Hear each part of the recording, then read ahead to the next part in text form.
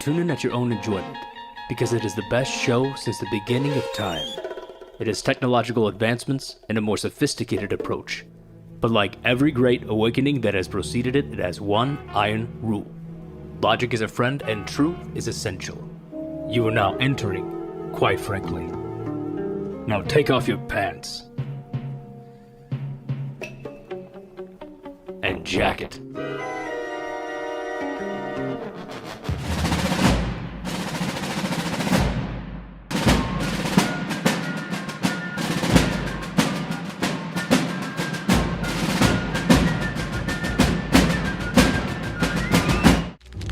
You let one ant stand up to us, then they all might stand up.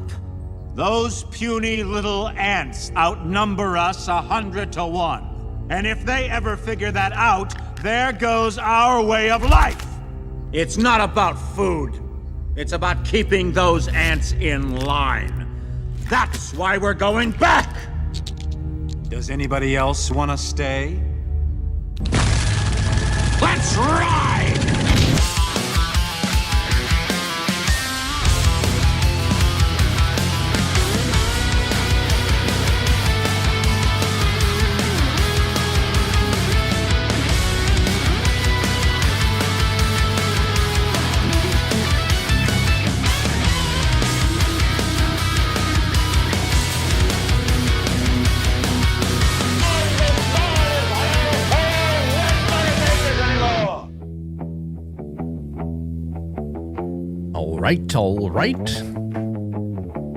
All right. It's 7:02, and we are just kind of moseying along here on a Wednesday. It's another kind of, it's a little bit of an abbreviated week. Sometimes you lose a Thursday, sometimes you lose a Monday, and everything feels a little bit disoriented. Like right now, it feels like Tuesday to me. And it's just, but it doesn't matter, because you know why? This is one of those, if Monday went as usual, this is one of those 6-day weeks. So it's not only tonight on Wednesday, it's Thursday tomorrow night. We got a great guest tomorrow, great show tomorrow night. Can't miss that one either. Then there's Friday night. We're going to do the Playhouse. Me and Anthony, my buddy Kyle's coming in. We got a lot of great stuff going on there. Saturday night, we got the Saturday night special. It's me, Anthony, and Petey Face. We're doing the Zerals in New York retirement years, the spring special on Saturday night. So don't worry, it's not going to be a short week at all. In fact, it's going to be longer than the average week. And before we get started here tonight, I just wanted to say a real quick thank you to our sponsor, our good friends at Keto Brainz, because, and don't skip, don't you dare do that to me. All the stuff I do for you guys, all the time we spend together, don't skip. What are you saving, 45 seconds? Just listen to me for a second. There's a reason why I have spent so much money as I have getting you guys all samples of Keto Brainz. You know why? Because I know it's going to result in so many of you finding nutritional support, a supplement that you're going to keep around, okay? It's not, I'm not giving you Shrek flavored coffee mate or some novelty snack or something like that. If you're young, if you're old, if you're an athlete, you're a professional, this is actual brain food. It just happens to make your coffee taste fantastic. And if you don't want to put it in your coffee, you put it in something else. Anyway, because you guys have been ordering it so much and it's out of stock, you can go there on ketobrainz.com, use promo code MAY to pre-order that. Also, Molly's Nattokinase, that new product is on there too. Pre-order that as well. Use promo code MAY, and tonight and tomorrow, the 15% that it usually is now 20%. So that it is. There you go. And then you're also getting in on this massive product giveaway in just a couple of days, because May's over. Okay? That wasn't hard. That wasn't hard. This is real good stuff that I love, and I like sharing it with you. That's why I spend so much money on it. Anyway, okay, so what do we got going on tonight? Let me bring in a familiar face and then a new face. That familiar face is Jay Gould. Hey, Jay Goulinello, healthreclamationproject.com. How you doing? So Keto Brainz is really out of stock? They're going to be back. They'll have the big bags in about a week and a half. Good for them. Yeah, so we're getting in pre-orders right now. 2024 was the last time I remember that happened to them. So good for them. I'm happy it's flying off the shelves. And you know why? Another thing here too, because another friend of the show, I told Megan Fox, listen, I don't know about if you ever tried this stuff, but I gave it to Megan Fox, and then I said, "Do you want to meet Molly?" And now they struck up a partnership. Oh, wow. And all of her listeners are buying it too. So good. Cool. It's going to keep people, awake. Yeah. Anywho, so That's great. Jay, we're less than 2 weeks away from the spring fling, and that's why I wanted to have you hang out a little bit more. And tonight's going to be great because it's going to be health and health systems and greater 30,000 foot view world systems related. And we have a new friend to introduce to everybody. We do. Well, to the audience, not a new friend for me. Andrea Della Mura. Andrea. That's not you. No. Hold on a second. Andrew, you're so short, Andrew. We can barely see you. I took off already. There you Way go. down here on the chair. Andrea, welcome to the show. Thank you for having me. Guys, let me tell you a little something about Andrea. I know we go way back. She was in Jay. You've been speaking with her for a little while here, so yeah. You've heard about her talk about the business and how it runs and all that stuff. Imagine that kind of business acumen and proficiency applied to managing a little league team. Oh, she was my team manager. I coached both of her sons, and I also and her husband Pete was my assistant coach for those 4 or 5 years that we were, I had her eldest son, Nick, and then Tyler. We got to talk about both of them, but we go way back. that's very cool. Yeah. That is very cool. And now you're into, now I'll tell you the timing of how we got reconnected here in a little bit here too. But Andrea, tell everybody a little bit about yourself and what you do. So it all started when I was this baseball manager for my kids way back in the day. So that's where it all started. Like I had a choice. So yeah. So well, let's go back. We can go back 30 years if you want, I suppose, and work our way up. But I'll fast forward real quick. So I'll just say I'm Andrea Della Mura, and I'm 57 years old, and I own a wellness company called the Drip RI. We do IV vitamin therapy. And I never knew that I would be an owner of a wellness place doing IV therapy. Let's put it this way. I'm a 2-time cancer survivor. First time I had cancer, I was 24 years old, which is older than Nick right now. 24. Yeah. Wow. So who knew, right? And that's what the doctors actually said too. Like they didn't know like what box to kind of put me in at that point. And so, finding this lump myself was kind of surprising to them, being told that it was probably a fibroid of some kind, that people my age didn't get cancer. It didn't sit very well with me. And I never considered myself like the sharpest tool in the box even then. I always felt that like I had maybe rough edges, and I always, if you said no, I said yes twice. And I think that there's a reason why I think God made me the way he did, because I had to push back a lot. And so having found this lump, I had a lumpectomy at the time, in which they discovered it was cancer.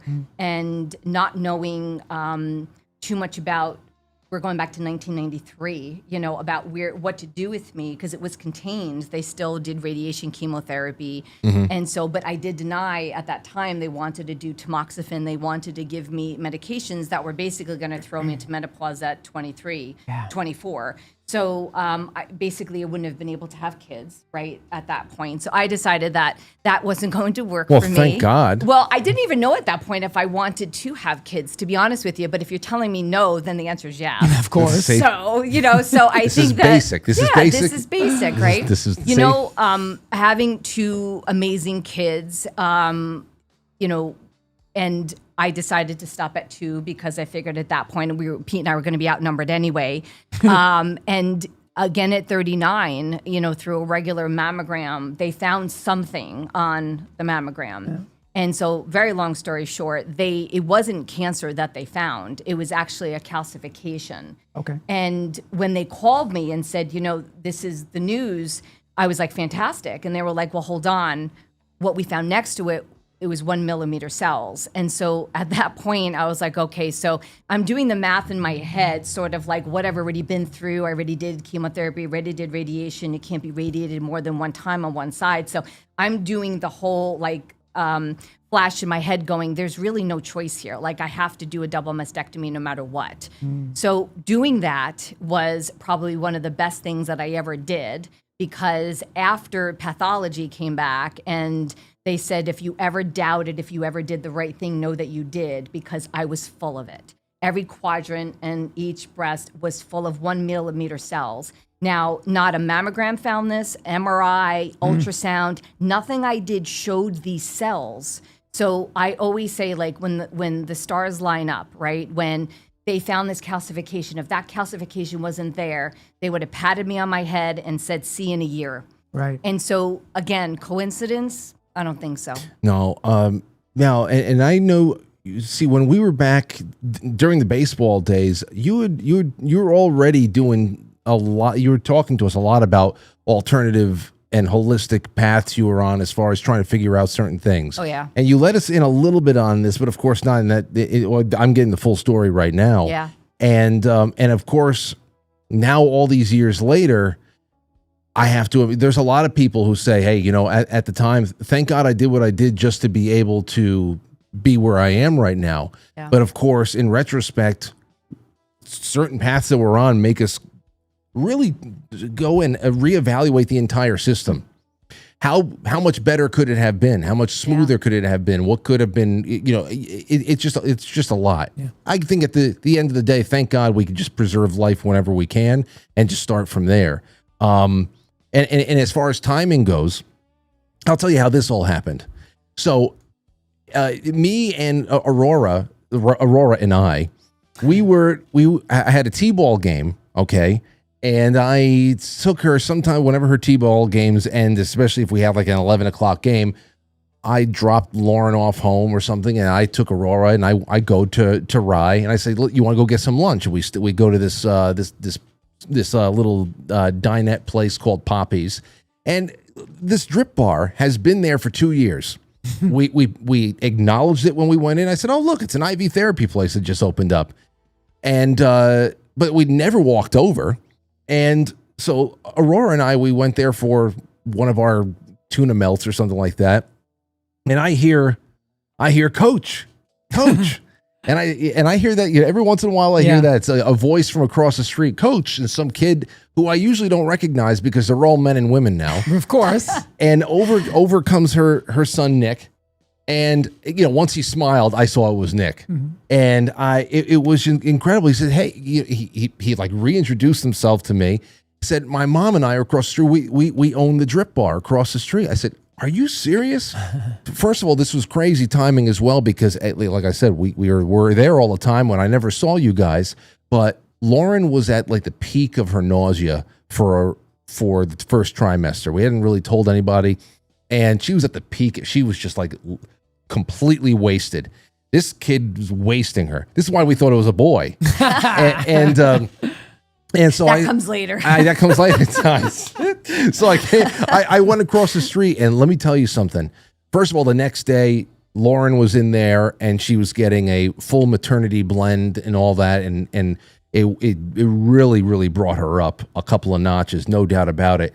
But what Andrea has built is absolutely incredible over there. And I said she had to come in, she had to meet you, and we just have to talk about it, because I know what kind of battle she's probably fighting just in presenting what you do to people who need it, and that they're not, there's so much that they're not getting from conventional medicine, from the relationships they have with doctors that might be decades long. But I think more and more people just know their relationship with Western medicine is only going to go so far, and it's not satisfying everything. It's not checking all the boxes, not nearly enough. All true. Yeah, all true. So what he left out of the story, though, is that we saw him across the street, and so you had on literally like a Little League shirt on with the number on. So the last time I think I saw him, he had a Little League shirt with the same number on. So I'm just like, this dude hasn't changed a bit in all of these years. I'm like, wait, that can't be. He hasn't even changed his shirt in years. Take a look at this picture. Take a look at this picture right here. Oh my God. I actually pulled it. So this was now Andrew's husband is top left. That's Tyler is 4 on the right. He's got the C hat on. So 4 on the right. this right here is Tyler. We'll talk about him in a little bit. But there I am over here. This is when we won the championships in one of the, I think it was like 2012 or 13. It was memorable. Whatever it was. This is such a great group. So many out of those 16 years. But I don't know. We got to spend CYP. Yeah. When I see that, I think of enzymes in the liver. There you go. Oh, And wow. That's where my mind goes. Yeah, this is I think a Catholic youth program. Okay, fair enough. CYO, see? Yeah, I know. But that's probably the last time she saw me, and I was wearing I wasn't wearing CYP. That would have been hysterical. That was my jam, man. That hunter green for 16 years. I was wearing that hunter green. We know. I watched that thing so many times. I love it. I love it so much. But what's so interesting, and so through my journey, and again, I have no idea Drip Bar is coming in this journey. So between my own health journey, and I think part of my brain says, oh, you kind of check that box, right? Cancer twice. I'm like, we're moving on. Everybody's doing good. Survival is great. Just trying to raise these 2 boys, and that's when. Tyler, as you remember, Tyler got really sick. Mm-hmm. And so it was probably at the age of 10. Yep. Where I think it started more at the age of 8. So as a mom, right, it's like you kind of look at him like, this kid is quirky as hell. Like I just, he's feisty, right? And so, but then it's like, I realized, I have 2 boys, but they're 2 really different boys. Both love baseball. They love what they do. But this kid is complaining a lot about everything. And when you realize he just really wasn't well. And so going to doctor, and the doctor's not listening to the parents and trying to put him in a box, of where does he sort of fit into this, something is just not right with him. And so it took, I'm going to say, almost over a year to get him actually diagnosed with Lyme disease. Huh. But not only Lyme disease, so he was actually diagnosed with 5 co-infections as well. But at this point, because now his body is on overload, right? His system is just so inflamed. One doctor put it where he's got all of these different fires going on. You put one fire out, the other one starts up. So, and we were talking earlier also about how doctors stay inside their boxes. And this is the frustrating thing, because now Tyler's now 22, and this is going back when he was 10, and throughout his journey, to wellness, is that things haven't changed very much, because I come across families even today, and I even had breakfast with someone this morning whose child is actually going through something, and I can identify it and I can see it. And that's what's so disheartening, is that going through our medical system today and going from specialist to specialist who don't talk to the other specialist about possibly how does the body system work.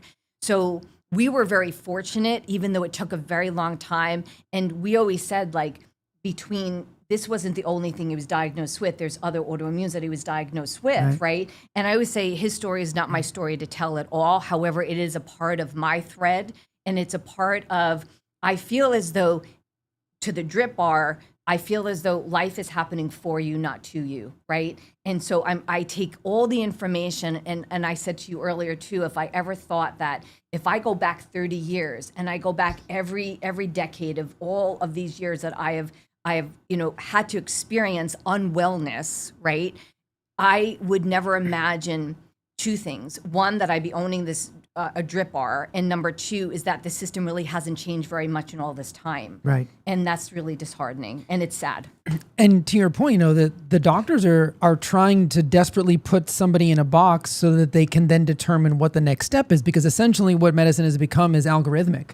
It's like, okay. Label them. You're going to label the person. And then we'll know exactly what drug to give, and maybe we'll have a choice of dosages. But really, that's what they're looking for, because the word that you mentioned is the word that I think is missing from modern medicine, which is understanding things as a system. Systems biology is the key, and that is what is completely missing, which is why, as we said, one doctor doesn't talk to another doctor, and this is how polypharmacy happens, because I'm going to give you the 2 or 3 medications that I know will protect this one cordoned off section of medicine that I fully understand. But if you have an issue, and these medications cause an issue with another organ system, you're going to have to go see another doctor who's then going to give you some medications to manage the side effects that affected his organ, and then all of a sudden you end up on 7 or 8 or 9 different medications. Life has gone by now. Time has gone by because now you're going to wait months, right? Money is being flushed down the toilet because they're probably not going to take your copay. And speaking of copays, is that here's a perfect example, right? So I have a client who told me the story that and she's in functional medicine now, but she was paying a copay and she'd get literally 7 minutes with her primary, right? And she'd go to her OBG too, and she's just trying to pull information out of all of these doctors because she is just unwell. And she told her story, and she was seeing an NP, and she thought for sure this had to be hormonal. This has to be something related. I'm just not understanding. Something's not right. My blood work looks good, but something is not right. That's got to be the favorite. Everything looks good, but I don't feel right. And so she was having this conversation, and the NP was taking in an intake form, going through history. It wasn't until about 33 minutes in to the conversation that this client had actually said something, and the NP went, "Wait a second, what did you say?" Yeah. And she repeated it. It was in passing. The patient didn't think anything of this, but the NP said, "That means everything." And that's the job of an intake too. To do an actual intake is so critical. You cannot get that information with 7 minutes. It's just not possible. We even do it at the drip bar. Absolutely. I mean, it's necessary. Jay, you remember, because Jay, and now Andrea knows a lot about what Lauren was going through around 2012 when she really started getting just leveled with illness. And of course, all we knew was to think about and concentrate on was something's wrong with her stomach. Right. That's a stomach problem. And around the same time, of course, Tyler, just to say something about Tyler real quick. And it's true. As a coach, she's the parent, but I know I know where this is going. But I know, listen, I know with Nick and Tyler, the brothers, yes. First of all, some of the most coachable, awesome kids. I wish that they were close enough in age that I could have had them both on the same team. That would have been nuts. But it would have been better for me. Yeah, I know.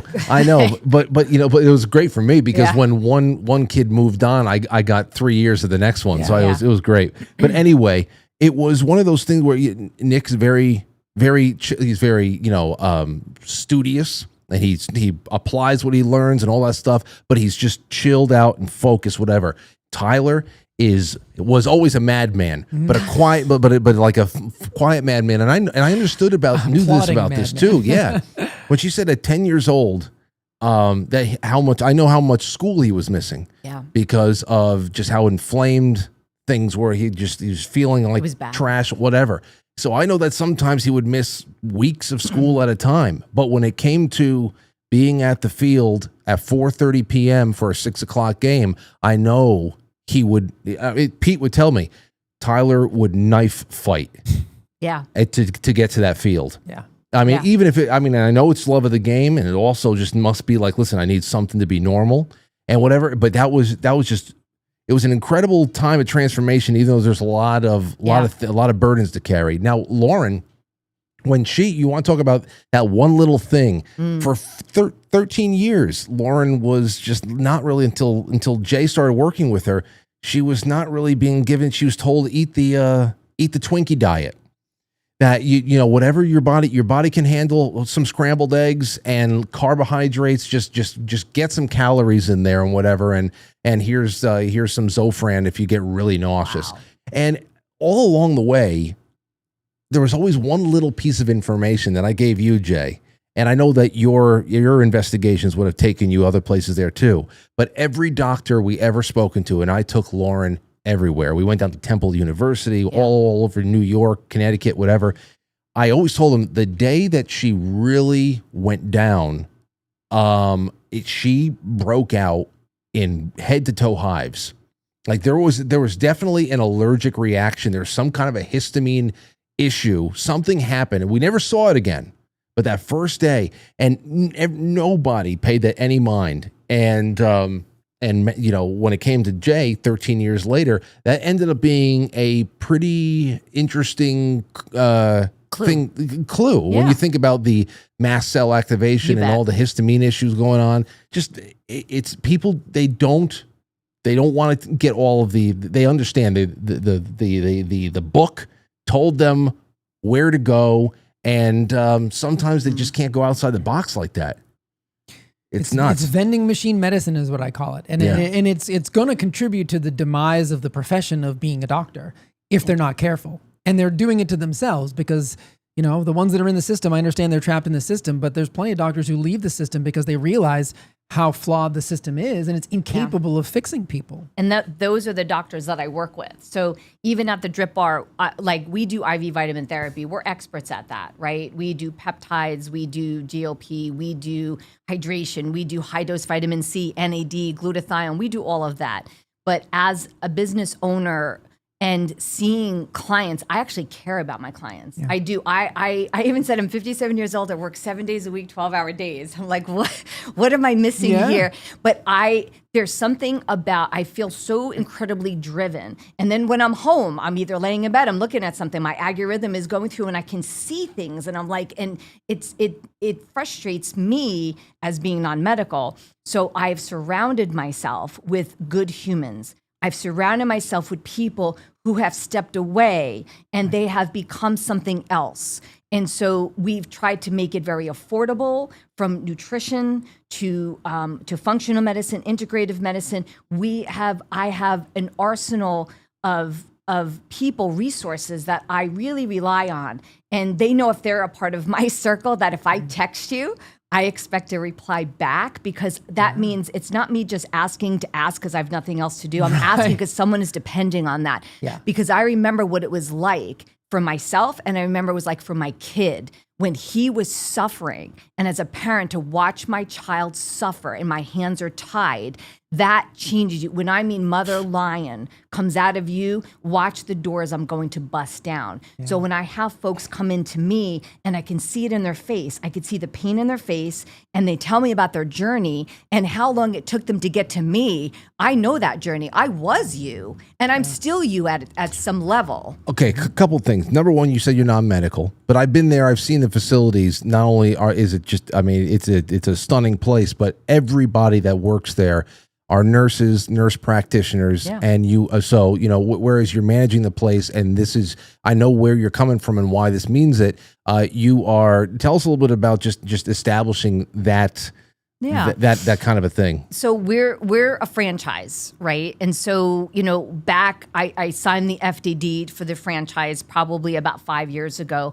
And so, you know, at the time, because I've been to so many of these places, you know, and I knew the level that I wanted to bring, I just couldn't find it. Right. And so, you know, I had seen longevity doctors, you know, I've seen integrative doctors, but this very specific modality that I really wanted to do, high dose vitamin C, that's what I do to protect my cells, you know, because I am a cancer survivor and I'd like to continue being one. So this is something that I do for myself, and I know the value of it, right? The studies are there. Coming across the Drip Bar saved me being non-medical, because this was already set. You know, we have a research and development team made of naturopath doctors, pharmacy, right? They're the ones that created our menu. They gave all these cute little names to all of the drips in our menu for people like me and people like you that are non-medical, that you're like, oh, I'm not feeling well. You know, I feel like I'm getting sick. Maybe we'll give you the flu fighter. You got anything for Ebola?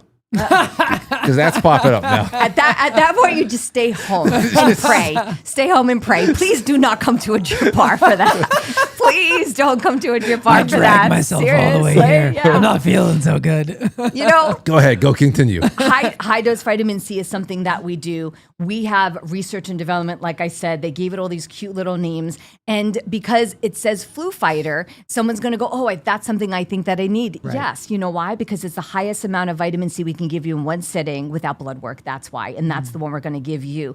So I have learned over time, and it's my personality, probably. Yes, I don't take no very well. And I also know I have an idea, because we have just had a conversation at the front of my store before you even got to our lounge, before you got to talk to our medical director. We've already had that conversation. Yeah. And I want to know what brings you in. What are your goals, right? And so sometimes it's like, well, listen, either I'm pregnant and I'm nauseous and I just need a boost, and we there's things that we can do, right?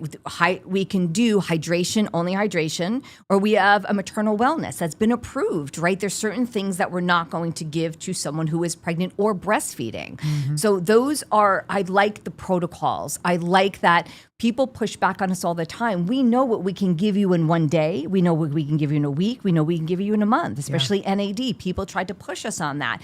I always tell people, you're going to get mad at me, and I know you can go up the street and get this. I don't advise it. And here's why. So let's sit down and have that conversation. As a business owner, I put a lot of effort in to whatever my client's goals are. And if I don't know, I don't make it up. I'm going to go find out. Yeah. Great question. Let me go ask. Hey, let me ask you, going back now, just jumping into time, I know right now with all your knowledge, where it's taken you, your research, and of course the assembling of this incredible team and all these resources you have, I have to imagine that, you take care of Tyler in your own little way. Let's say he's my best customer. I was going to say, if we go back to 2012 or something like that. Yeah. He's 10, 11 years old again. Yep. Going back in time with this knowledge, do you know exactly what you would be doing, and do you know the results you would be getting at this point? I'd be fixing his gut. Okay. Oh, this is cool. I mean, there you go. So one of my questions, comments, and I'd love to just go back and forth with you on this, is that, when I was trained, we would give, so if somebody has bariatric surgery, I'm not a big fan of multivitamins in general, just indiscriminate use for a variety of reasons. But when someone has bariatric surgery, for example. Absorption. Yeah, they're almost required to be on a multivitamin because they've either had, their tubes tied in a different way, or in some cases completely removed. You've removed part of the digestive tract. But with the prevalence of leaky gut, intestinal permeability in running rampant today, I would imagine that vitamin, mineral, nutrient infusions, at the very least, can become one of those things where you treat some. You don't treat people. You support somebody in that way, and if they feel better, then at least you have an idea of, okay, so there's malnutrition because of malabsorption somewhere in this process. And now we have a clue that we can intervene here, because maybe it's digestive enzymes when you're on your own, because you can't always go to a drip bar. But I mean, you can be part of the process, the differential of understanding what's going on with this person and how best to address it because of some of the outcomes you must see. You're describing me. This is crazy. You're describing me. So I'm on digestive enzymes because I took a metabolic test that showed me that I have dysbiosis. So I wonder why. Let's go back. Did you do a GI map? Is that what you did? So yes. Okay. Yes, I've done a few different things because I can. So if I have access to it, I'm doing it, right? Yeah. And so learning about these things, but also even with Tyler too, going back to Tyler for just a second too. So we learned too, like even aminos, like if you're not absorbing healing becomes harder. And so again, I feel like pharma is just like throwing prescriptions, but not looking at to say, well, why is this happening? And so for me, I did this metabolic test, and I also found out that I also wasn't absorbing magnesium. And I went, hold on a second. I'm taking magnesium 3 times a day. The biochemist on the other side of the Zoom said, I don't care if you're taking it 10 times a day, you're not absorbing it. So if you're not absorbing something and it's just leaving you, so it doesn't matter. Mm-hmm. So why is that happening? So it goes back to the gut. It goes back to your microbiome. It goes back to fixing that, right? And so, and the way that the microbiome is set up, right? Like I always go back to God made us very special. We screw it up, we screw it up. So relentlessly, all the time, right down to the cookie. I blame Anthony Fauci, to be honest. That's fair. And you can, and you absolutely can. I'll second that. It has a face. Yes, that cookie has a face. So, but fixing the gut is everything, but learning about what our menu has. We have mainly water-soluble vitamins, right? Except for vitamin D. Right. So vitamin D is something that also, it's so simple. And my son will call me the vitamin D queen because I talk about it with everyone. people will come in and they'll tell us everything that's kind of going on with them. And I'll remember key things about what it is that they're talking about. And I'll say, let me ask you a question. And normally it is, when was the last time your doctor tested your vitamin D levels? And they're like, oh, hold on, it's got to be here on my MyChart. I'm looking, it's not here. Why would they not test me? That's wild. Why would they not test me? I'm like, well, we can do the test for you, okay? And let's find out. I had a woman on the phone today, bariatric surgery. She wants to come in. Her vitamin B12 is like in the tank. Oh, that's not a surprise with bariatric surgery. And so, but her doctor was like, take these pills. And I'm like, why? Like, why would you? You're So not you can absorbing. create expensive urine. And then she goes, oh, then they took like this photo or something of her belly and you can see all the capsules and everything that she's not digesting. I'm like, well, there's a clue. I'm like, okay. So we do B12 shots every day. They're methylated, and we have a protocol for that. So we can help get it right to your cellular level. Right. And then I said to her, just curious, what's your vitamin D level? Because didn't they check that?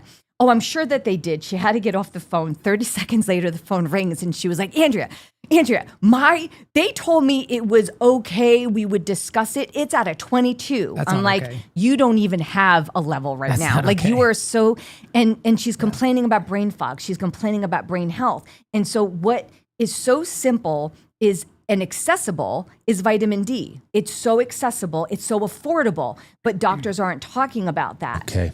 And even during COVID. This is okay.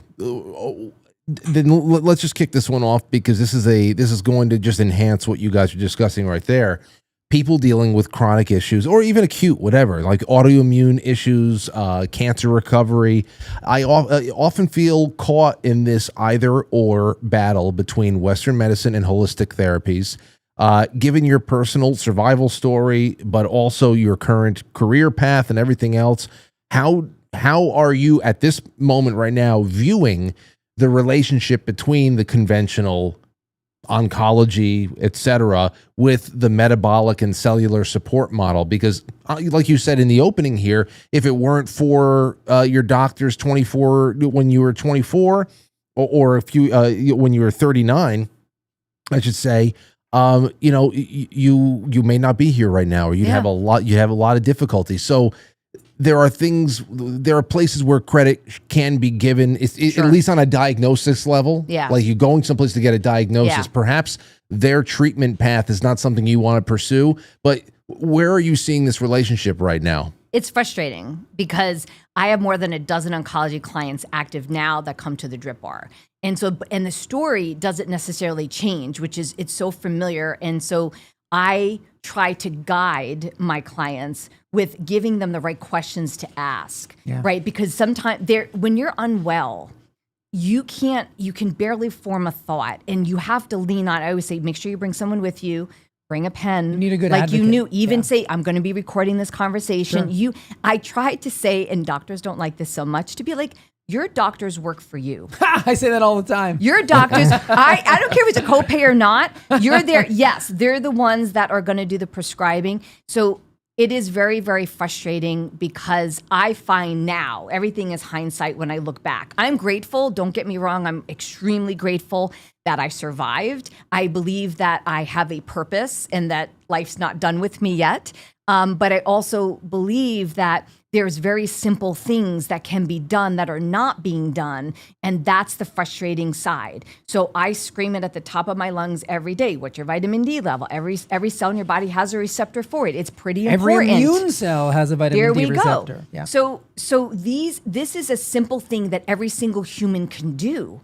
And they're not restricted on that. If they need guidance on it, yes. It's like we tried to guide them on that. What are the guidelines? Just like the food pyramid, though, I feel like you got to turn that thing upside down. These levels, too, have to be changed. Who's going to do that? I don't know. But the studies are out there. And so I work with a scientist, actually, and he wrote papers even over COVID. And during other times, he lost his dad to cancer, and that's when things sparked on him. The good thing was he came to me and said, basically, He doesn't need the money, and he's pissed because he's learning That's a things dangerous now. weapon. It is. And I said that. I said, ooh, this is going to be a good conversation. Count me in on this one. I'm independently wealthy and I'm angry. Is anybody, Yeah. if there's any, And he's making waves. Please, if there's any independently wealthy people and Yeah. angry out there, Yeah. get in touch with touch me. with the show. There you go. You know, there you go. I might just do We'd that. love you to know, talk. and that's the nice thing is that there are people that are starting to put things out there. But this individual, he actually wrote papers about the need, like vitamin D and everything that was showing about people that were getting really, really sick. And they were literally taking down the papers at the Mayo Clinic. They were taking down the papers at hospitals where he's like, I've been to DC. Like, I don't understand. And it's the politics of it. Yeah. And so what I always say is that I am at a level that I'm at a community level. I don't feel that I can do anything at a federal level or a state level, right? I'm a little guy, but I am a guy that can make a difference at my community level. I know what I didn't have, and I know what the community needed.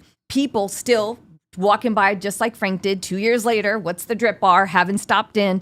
Stop in and ask questions. And we have other things besides intramuscular shots, IVs. We do other things. Let's just have a conversation. I have clients now that haven't spent a penny with me, but they have all my resources. Yeah. That's okay.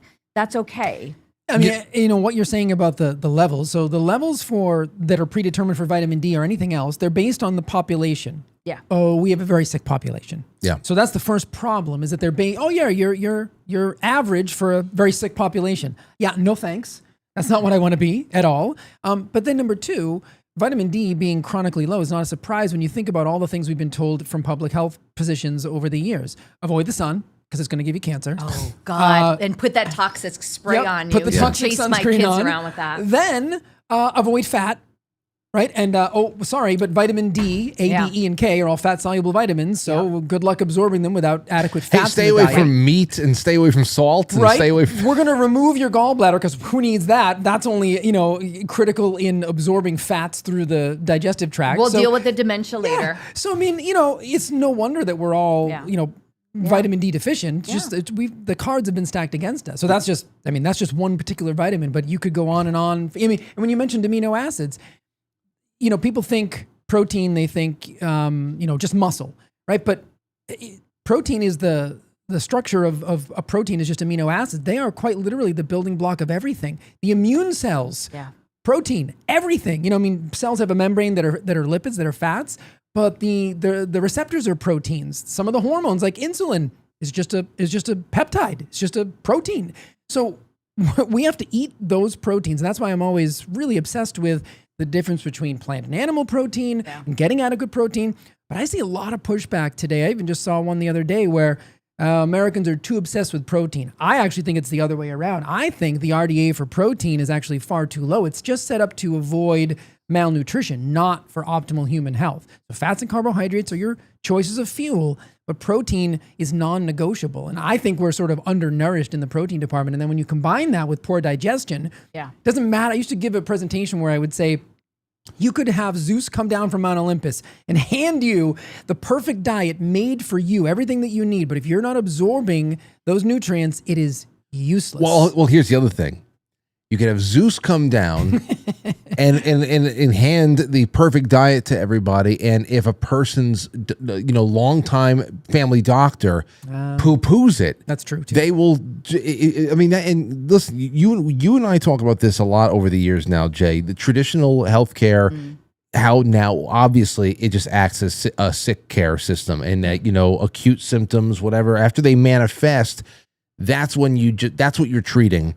Instead of keeping the body optimized, actually treating the terrain. So being proactive is what our system is not. And so people that get to us too is that they're being a lot of times reactive. So, but because of I'm in Rye and it's a very educated population, especially all the surrounding areas, and they'll come in and say like, my mother has dementia, or my father has heart disease. I don't want this. What can I do?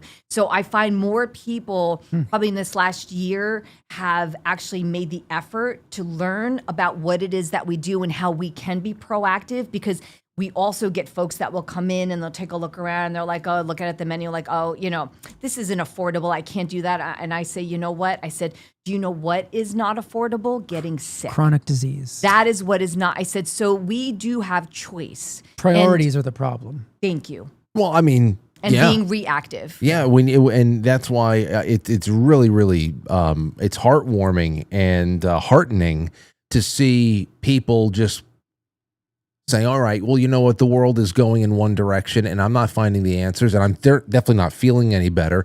So I'm going to go off and just do my own thing. And okay, we're going to have to call things cutesy little names and we're not going to have to be, and we're just going to pursue health because we're not trying to hurt anybody.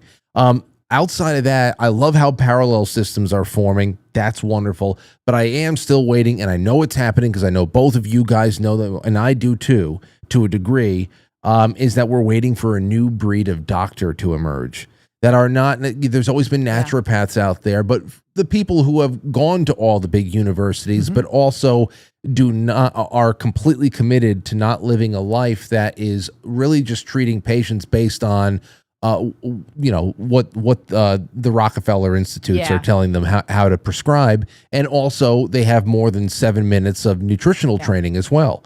Well, that was the plan, Frank. I mean, right? When you look back and you look at the history, Tyler has gone down every rabbit hole. I can tell you he had the time.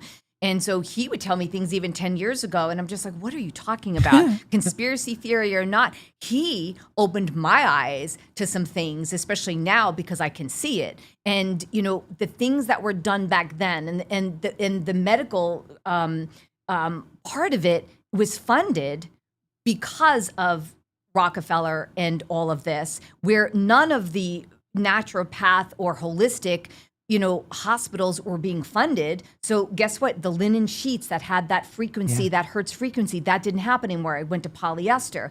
Getting everybody out into the sunshine, getting that natural vitamin D didn't happen. We have shades on the windows now. It's called heliotherapy. I sent you pictures of this where they had tuberculosis patients out on the decks getting sun. Yeah. You couldn't do that today. And so even our school systems are still set up like factories, right? Because the system was never set up for leaders. It was set up for workers, right? And so what I do find though, and I'll tell you, because I do public speaking and I do speak to a lot of younger people. There may be a couple of generations below me right now that I'm a little questionable about. I'm just saying because I think a lot of folks are very polite and they're saying, "Oh, my doctor said, so I have to do what my doctor says," and they know better. And then I've come up to this generation now where they're sort of like, "Yeah, I'm not going to do that." Yeah. Like, no, I don't think so. I'm not putting that in my body. I'm like, "Oh, that's good." So who told you to say that? They're like, no, it just doesn't feel good. It's like, they're working with their intuition on this. I'm like, do that more. Yeah. When people say too, what are you going to go study? I want to be a nurse. And I have a lot of nurses that work for me. And I have to tell you, every nurse that has come to work for me, none of them had the education about vitamins. They're like, or nutrition. They're like, yeah, it was about this big, this little tiny chapter on it. So now I just had another hire this week and she's a seasoned nurse, 20 years in. And she looked around and she said, wow. She goes, now she's semi-retired. This is what I want to do. I want to learn about this side because she knows all about the other side. And I said, prepare to get pissed because you're going to be mad. You are going to be mad after this. And I am very fortunate to be surrounded by people who want to learn and want to think on their own, right? And not to say we have all the answers, but we have a lot of options. And you have the curiosity that you need to be able to find the answers. Once the curiosity is dead, then the progress stops. Or take it what they're giving you. Right. Question that. Right. Why can't you question the person who's supposed to be taking care of you? Why can't you push back on that? I have a question. I always have a question. I'm like, because I'm not the smartest tool in the box. I'm the kid in the back going, I don't get it. Can someone tell me? Can someone explain to me? Yeah. I don't get, and I'm okay with that. Meanwhile, I have all these people around me going, yeah, I don't get it either. But say something. It's okay to push back. We do it all day long. And I push back on corporate. I push back on doctors. I'm happy to work with anyone that wants to learn more and to teach me. I want to be the dumbest guy in the room. I really do. I want you to teach me something that I do not know. I always say that it's way more fun. You never want to be the smartest person in the room because then you've got nobody to learn from. Right. And as long as you put yourselves, and that's the thing, you've got to put yourself in the right position. And I've said this a million times on your show. If people would be frightened to death, when I got into that hospital and I only was there for 2019, April to when they finally ran me out during COVID. So October of 2021. So a little over, 2.5 years. If people saw what I saw in terms of doctors and their actual understanding of the human body, again, they memorize an incredible amount of facts. I have a ton of respect for all the work they put in. They have an incredible ability to learn something, memorize it, and regurgitate it. That's not the same as wisdom. That's not the same as practical application, or clinical pearls or any of that. That's just raw memorization. And when I would not challenge them, remember, they were coming to me to learn. So when I would just kind of sit down with them and talk to them about nutrition, ask them how much training they got, most of them got none. And if they were like, I think maybe I had one class, or ask them about the mitochondria, how it works, people would be frightened at the amount of reverence they give doctors when they actually understood what they didn't understand. But again, in a layperson who's got a million other things going on in their life, that's not what they do. That's what I do. So I knew enough to ask the questions that I could glean the answers from and kind of understand the picture. But if you go in there and don't really know anything, you don't really know anything. And so you're not really sure even what questions to ask. I'm just telling you, my personal experience was eye-opening. When I finally left the hospital, I was like, wow, that was sort of a hard thing to deal with in my last semester of grad school, but it was a blessing because I got to see the underbelly that most people never get to see. And again, these aren't bad people. They are ill-equipped for the challenges that we face as a society. And if they're not careful, they're going to contribute to their own obsolescence. Well, this is why I'm telling you, all things in God's time, because I was just, when I ran into Andrea and Nick, which I'm so happy that you guys are partners. I'm so glad. I'm so happy. He's actually my boss, or at least that's the way it's looking right now. So listen, I'm just so happy. It's a family business there too. Couldn't have been, but the fact that it's just all right now, and that this is a culmination of things that I was there for many years ago, to see where all of that drive and all that concern and all of that like you said, that ambition to, okay, I'm in a hole right here. I'm behind the 8 ball, and I need to be able to get a lay of the land, and I'm going to have to take this thing into my own hands, and I'm going to marshal all the resources and build a mastermind and meet people and shake hands, and how the hell are we going to not only make my situation better, but how can we apply that to everybody else? Because it's not... this can't be that. It really, when I look at the cancer rates right now, I know every once in a while we check in on it, but it is incredible. And how is that even possible, right? I know. And listen, you can take a look at where there are certain, acceleration points. Mm-hmm. No doubt about it. There are definitely accelerants that have been added into the mix here the last few years. But even prior to like 2021, you just see it's like we are living in a toxic environment. You can tell it's just full spectrum, just I don't know, just sabotage. Yeah. And it's got to be. I know it looks daunting, but that just like with everything else, like in government, they try to make something feel like, no, this is beyond your pay grade. Right. This is beyond your pay grade. You're not going to be able to figure out the economy. We need to be able to, a percentage point over here, a half of a tax over here, whatever the hell it is. Trust us, we are the professionals. And meanwhile, it's just like, do you understand that the species has been pretty good, left completely unmolested for thousands of years? I mean, and Frank, and from my perspective specifically, like being trained in nutrition is hysterical. That it never fails to amaze me how many things that are natural, that are almost always demonized, and it's always some magical human concoction that's never before existed in the human diet that somehow is, heart healthy.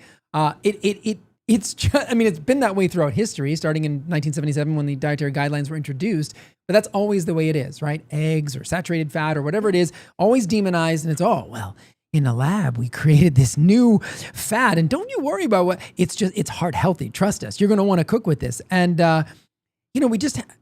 it's not blind deference to nature, but there needs to be more humility in the process where we constantly think we can outdo nature. We can one up nature, or we can fool nature. That's one of my favorites. We can find a little end around. And from my perspective, it always ends badly. When you look at it up in the research, it's not going to end well. Yeah.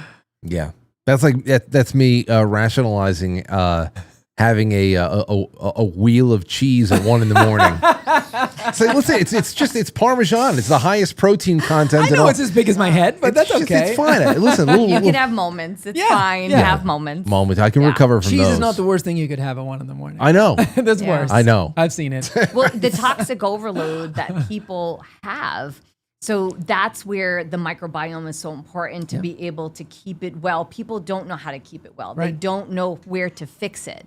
You know, the overgrowth of it can be candida. It's a very special candida. Do you have PCOS? There's so many people, you know, and that's where I always say nutrition, functional, integrative, like you need to get to the core reason to fix anything. Yeah. That is the bottom line. I always think when you were talking, it's like the way that the doctors are looking at it, it's like if you were a mechanic, you know how that truck works. You know the spark plug right down. You know everything and how it works.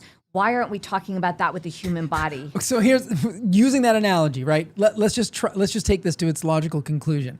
If mechanics practice the way doctors do, nobody would allow it. Because what a mechanic would do is you'd bring your car in and you'd say, "Those are really loud noise every time I drive." And then they would give you noise canceling headphones to drive around the town. And you're like, meanwhile, your car's going whack, whack, whack, whack. And you're like, everything's fine. I can't hear a thing. There's a grinding sound. No, you can't hear that, right? And that's essentially what they're doing. You're like, something doesn't feel right. Great, take this pill. That'll mask that symptom, but you're not getting to the root cause of anything. Yeah. I got a couple of super chats here I want to get to real quick, and you know what? There's something else I think you guys would have a fun time picking through. That I want to do the enhanced games. Essentially, it's been called the Steroid Olympics. It's crazy because I think it does tie into where so much else is going as far as what I believe is just straight up transhumanism.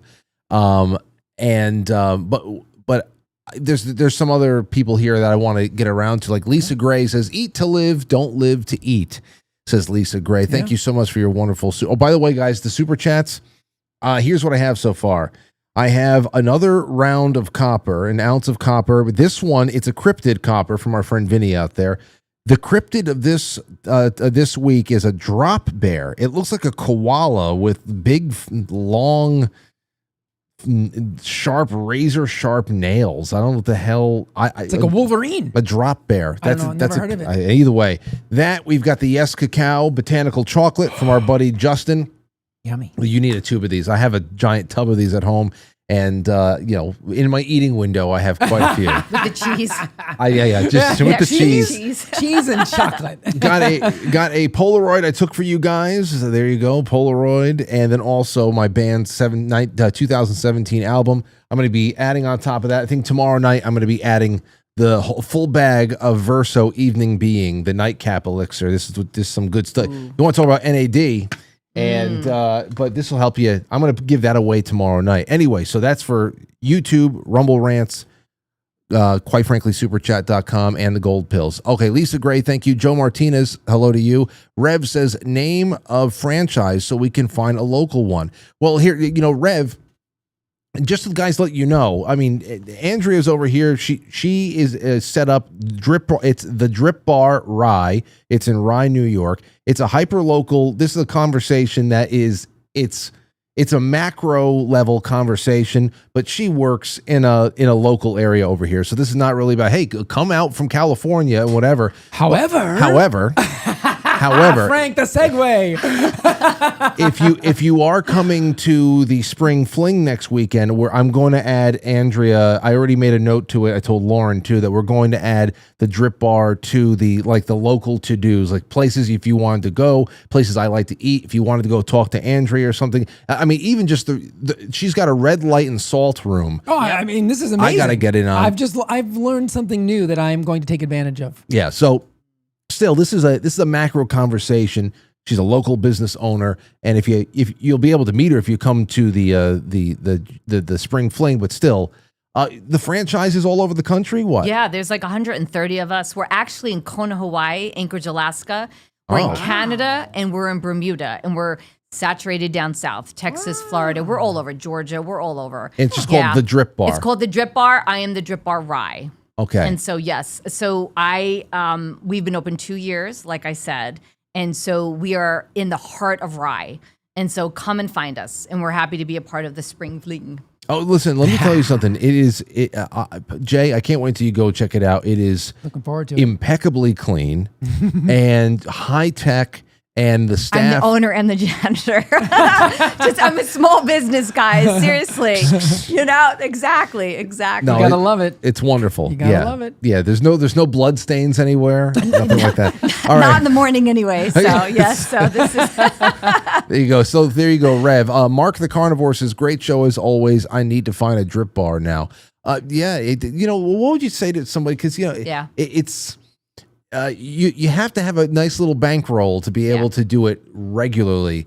For somebody out there who is, trying to make ends meet, but knows that this is one of those things that would be a good way to, promote better health, which of course means better life. It's not as hard as people think, because I think you said earlier to prioritize, right? Yep. And so I know, and my mom's a perfect example for this, because before we opened, right, my mom is going to be 80 years old, but before we opened, and she's like looking at everything going, oh, this is okay, so people are going to come and do this, okay, and and she's known that I've been doing this for more than 10 years myself, right? And that insurance is not covering this. And so I gave her a scenario. I said, well, let me ask you something. So you get your nails done, right? And she says, well, of course I do. I said, she gets her nails done. And I said, get your toes done too? Well, of course. And when you're there, do you get that little massage going on? Well, yes. So what do you win for? $1.50 about this You're point? building the trap.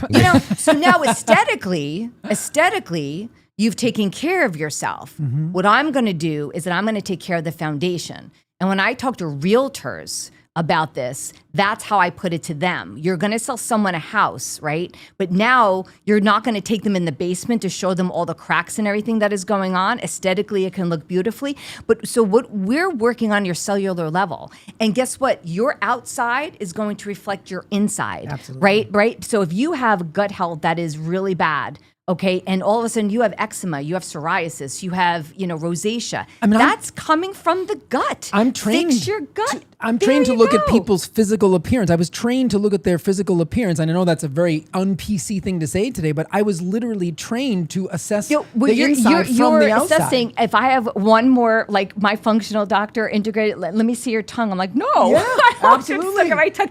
The things that it's the little changes that you can make, but it is affordable. We have memberships, right, that are affordable. We have packages. It's affordable. I work with, I have so many oncology clients that come to us.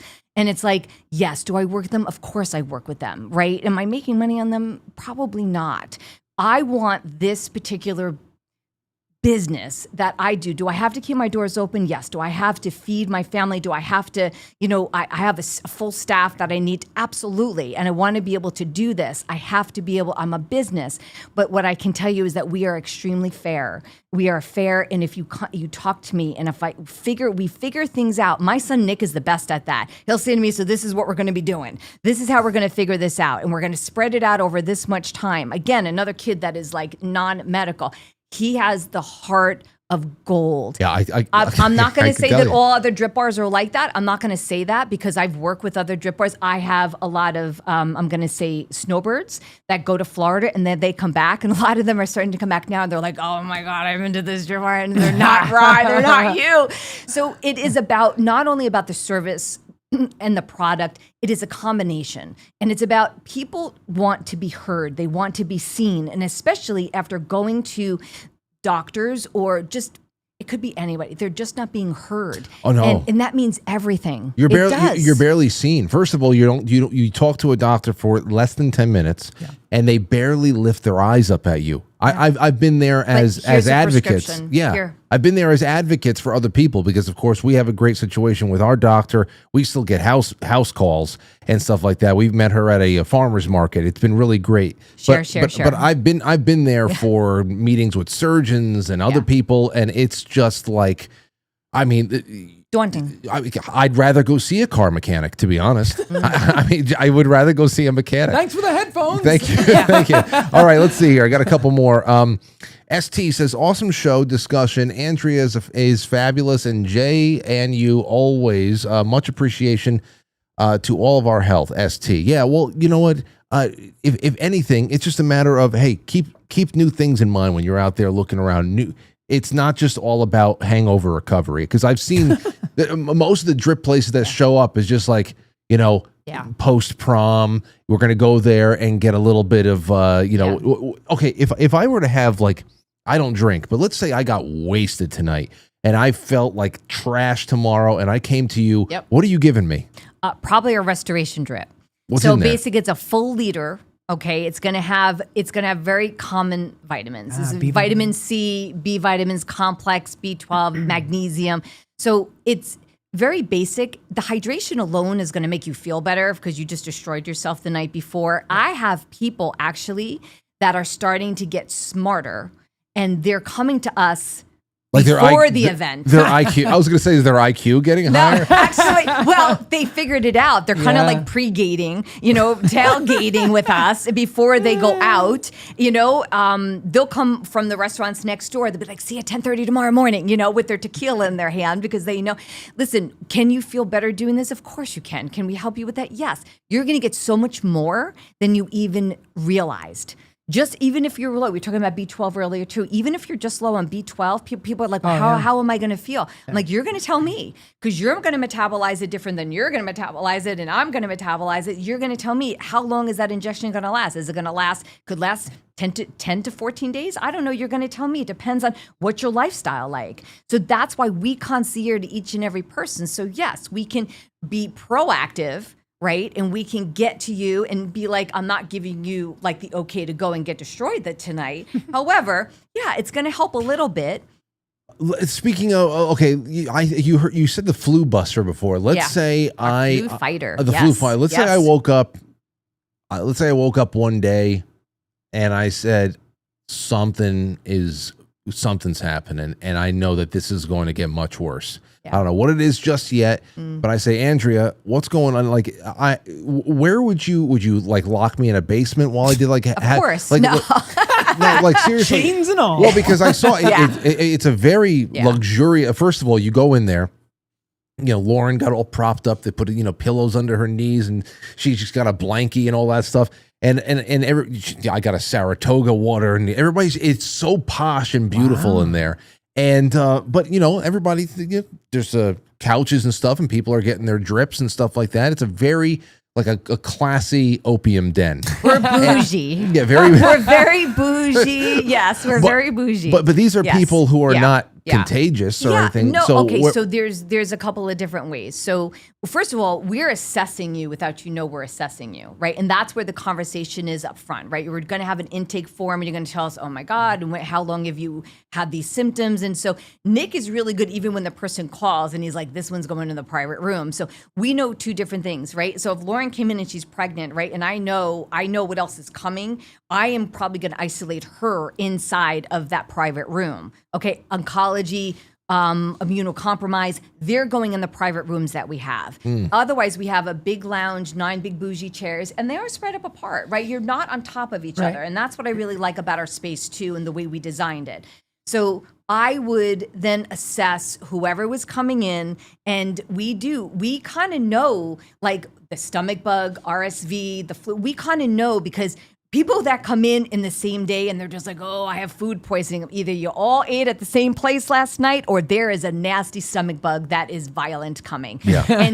and even our franchises out west will kind of tell us to be like, oh, it's coming east. This is what's coming. So we almost get a heads up as what infection is coming our way. Yeah. Now, knock on wood, and I mean it. So there's a couple of things I tell even my nurses too. It's like, I'm very much about like, we're not sterile, but we're very careful. Mm-hmm. I will have my nurses suit up, and they're masking up to protect themselves. If someone is sick, I'm going to ask them to mask up too. I have no problem asking them to do that. When you see the patterns like this happen, like let's say when there's like a cluster of people who just have like something going on, do you have a staff meeting and say, hey, listen, if anybody wants to have a prophylactic drip of their own, just to be able to... Oh, my staff? Yeah. Oh, God, they drip more than I do. Are you kidding me? Okay. That is a part of a perk of working at the drip bar. You don't feel well? Let's get an IV in. You want an IM shot? They have full whatever they want. Honestly. Nice. Now, if they're sitting doing NAD, that's a different story. Yeah, I Like was gonna that's say. kind of like, come on, guys. Yeah. So listen, a lot of my nurses there in the ER, they can get exposed, right? And so I'm very well aware. They know, like, if I have a nurse comes in and she's masking up and she doesn't feel well, I'm like, go home. Like, this is not the place because Yeah. I cannot expose other people. We're very careful. Yeah. And Nick is really good at assessing and whether or not we have like a difficult client come in, he's like, this one's on you. Like he'll assign them to me. Or he's very good about this one is coming in at this time. This one's going to go in here. And he's really strategic about that. And I just listen to what he tells me to do because I kind of know. And we have 2 usually staff members on at a time, 2 nurses, you know, and I'm just like, who's going to get this person? Yeah. And we wipe down everything between because where Lauren sat, right? You know that was wiped down thoroughly before she got there, right? It's like, but we do all of this very much behind the scenes. The blanket that she's getting, we have a stackable washer dryer in our storage that is going all day long. We never reuse anything, whether or not because it has a germ or maybe a speck of blood on it. Yeah. Like, listen, we're doing the right thing. So people have figured that out. You know, and we have antimicrobial furniture. Like there's a reason why, but there's a lot of behind the scenes stuff that happens that the public doesn't need to know about. But we're doing right by our clients. It's interesting stuff. Hey, you know, Jay, you're looking at the menu. Before I get into, because now we're talking about menu items and stuff, I'm just interested in how these concoctions are, how they really impact anybody if they're going to walk in with one thing or another going on. And then as soon as we get through a couple more of these menu items, or maybe just one, I want to talk about the menu, the things that some people are using at these enhanced games. It's incredible what's going on with this. But Andrea, let's say, because I'm just interested about the business model and how prevalent this is going to be for people going forward. Sure. What is the most impressive menu item on there? Like if somebody comes in, like for example, there was the maternity stuff that Lauren got. Sure. But I don't know, what do you think is the most impressive out of all that you say that this is just so potent, it does so much, or whatever the hell else? What do you go to? So our most popular drip is the restoration drip, right? And that is technically the hangover drip, but it's so much more than that because it hits 3 components. It's going to help with your energy level, your immune, and also hydration. And that is sort of like a go-to for many different reasons. One of my favorite drips on here happens to be the Soother, which has the most amount of magnesium that we can give. Now, I'm deficient in magnesium. We already cleared that. When I get magnesium and I'm sitting there, I feel like I'm getting washed. It is like the most, this is the way I should feel. I'm like, this is amazing. So when it all depends, and everyone is so different because I am deficient in that. You may not be. So you may not get the same feeling that I'm getting. So that's why when people come in and we give them as to what you just told us, we're going to suggest, and of course my medical director has something to do with that as well. They'll make their suggestions too as to what the best drip is for you in the moment, right? And so we'll bring you in, we will suggest that, and you're going to tell us how you did, how you felt. I'm never going to tell you how you felt. I can tell you what vitamins are in there, what vitamins do, but I'm never going to tell you how you are going to feel. But I will check up on you to see how you did and to see how you felt. And we have people that come in that have their regulars. And they'll come in and go, my huge. Give me my huge. It's like, give me my cheers. huge. Norm. And then they want to do a push of glutathione. Give me a push of glutathione, right? Master antioxidant, anti-inflammatory. And that's cool because people have there's a raging debate in the health world as to whether oral glutathione is actually worth taking because glutathione is 3 amino acids, and one of the arguments is that the body will rip apart those 3 amino acids and use them the way it wants to. You may decide, I want glutathione. Well, you put glutathione in the body and the body goes, I'll take those pieces and I'll use them however I want. So when I do that for clients, a lot of times I will give them something called Glynac, which is glycine and N-acetylcysteine. So that's 2 of the 3 precursors to allow the body to decide what it wants to do on its own, rather than, again, like as we said before, like trying to outsmart the body. You just want to provide the body with the raw material to do what it needs to do. And so that's super cool. I also saw, alpha lipoic acid. That's, ALA. That's pretty Awesome. cool. Yeah. The Power Pack has carnitine in it, which helps shuttle fatty acids into the mitochondria for energy production. So there's some really There's some really nerdy stuff in here. I like it. I like it a lot. Well, I can't wait. Yeah, well, you know what? I'm gonna take this menu home with me. Well, one of those things. Whenever you go get a tour at this place, I hope that you turn it into content like for a kid in the candy store. Oh, and then there's one of those, and then there's one of those. You know what you know what Andrea's got there that I can't wait to hop onto. She's got one of those machines that you stand on, you grab onto the handles, and it actually tells you body. Well, okay, so that tells you like your body fat percentage. Yeah, and so visceral fat. I mean, so the fat that people cannot see. So this is where, because it's a fancy scale, right? And so comparable to a DEXA. Is there like kind of? Yeah. Yes. Yeah. A DEXA's, I think, a little bit more in depth.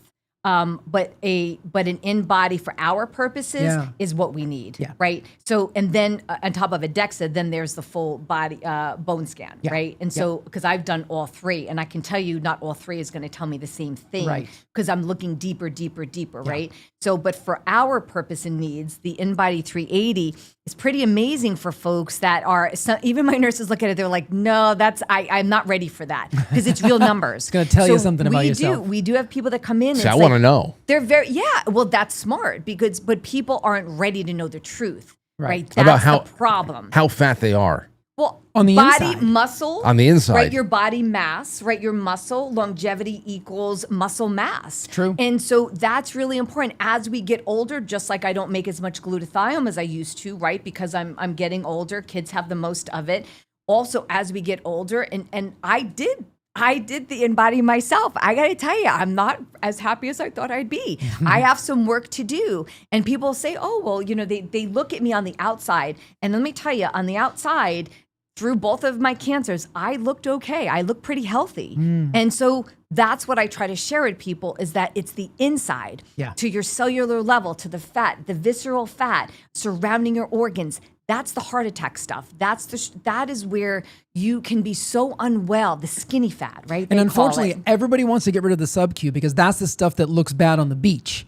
But that's not really the dangerous stuff. Usually when you have excess sub-Q, you have more visceral fat. But the visceral fat is the stuff you really need to understand. So getting a DEXA or getting an in-body scan is incredibly important to know. So how new is that technology? Because I knew that and is it still one of those things where the most accurate reading that you can get is when you get submerged in the water? Like they did like a water kind of a test there too. But is the in-body like the best of the best now? I mean, in terms of what you guys do, I think DEXA is still considered like the gold standard, but it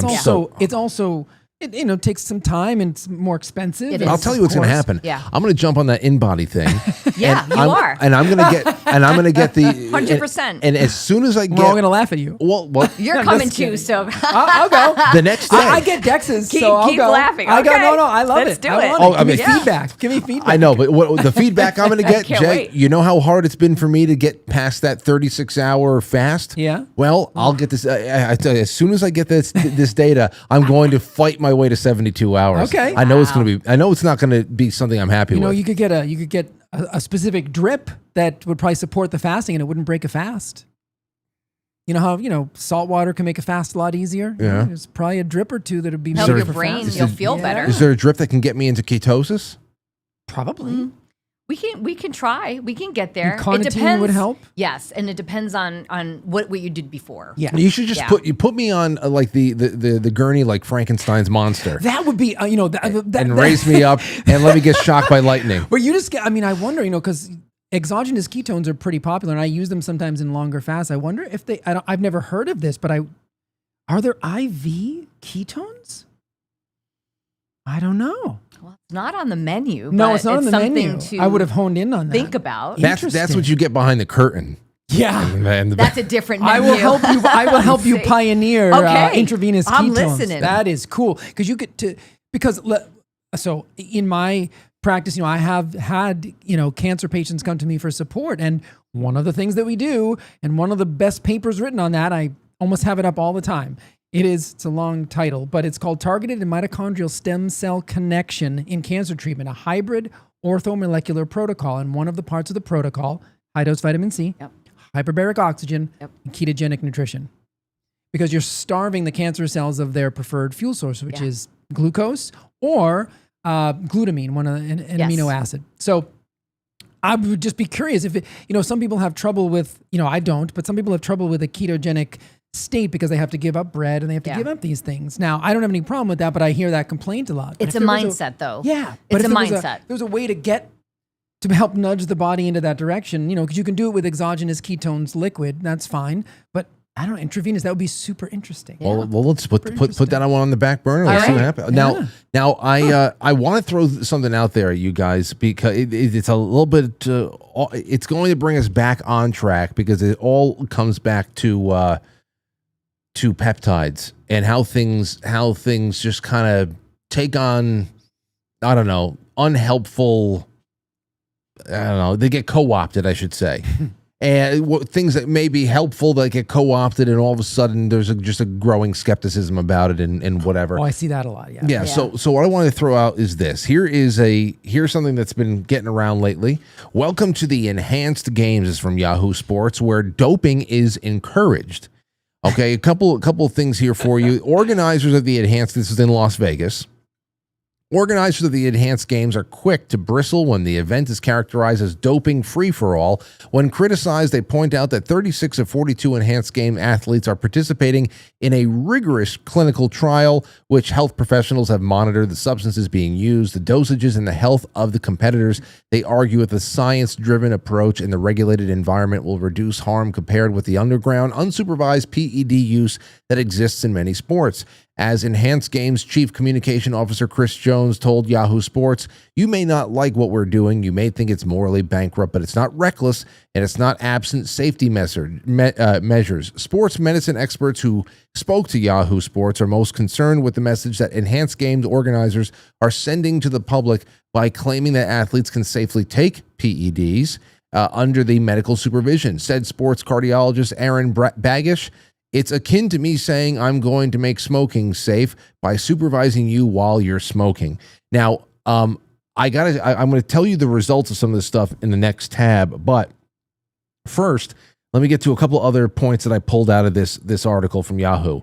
Number one, the doping is actively encouraged, not banned. That's a defining premise of the whole thing.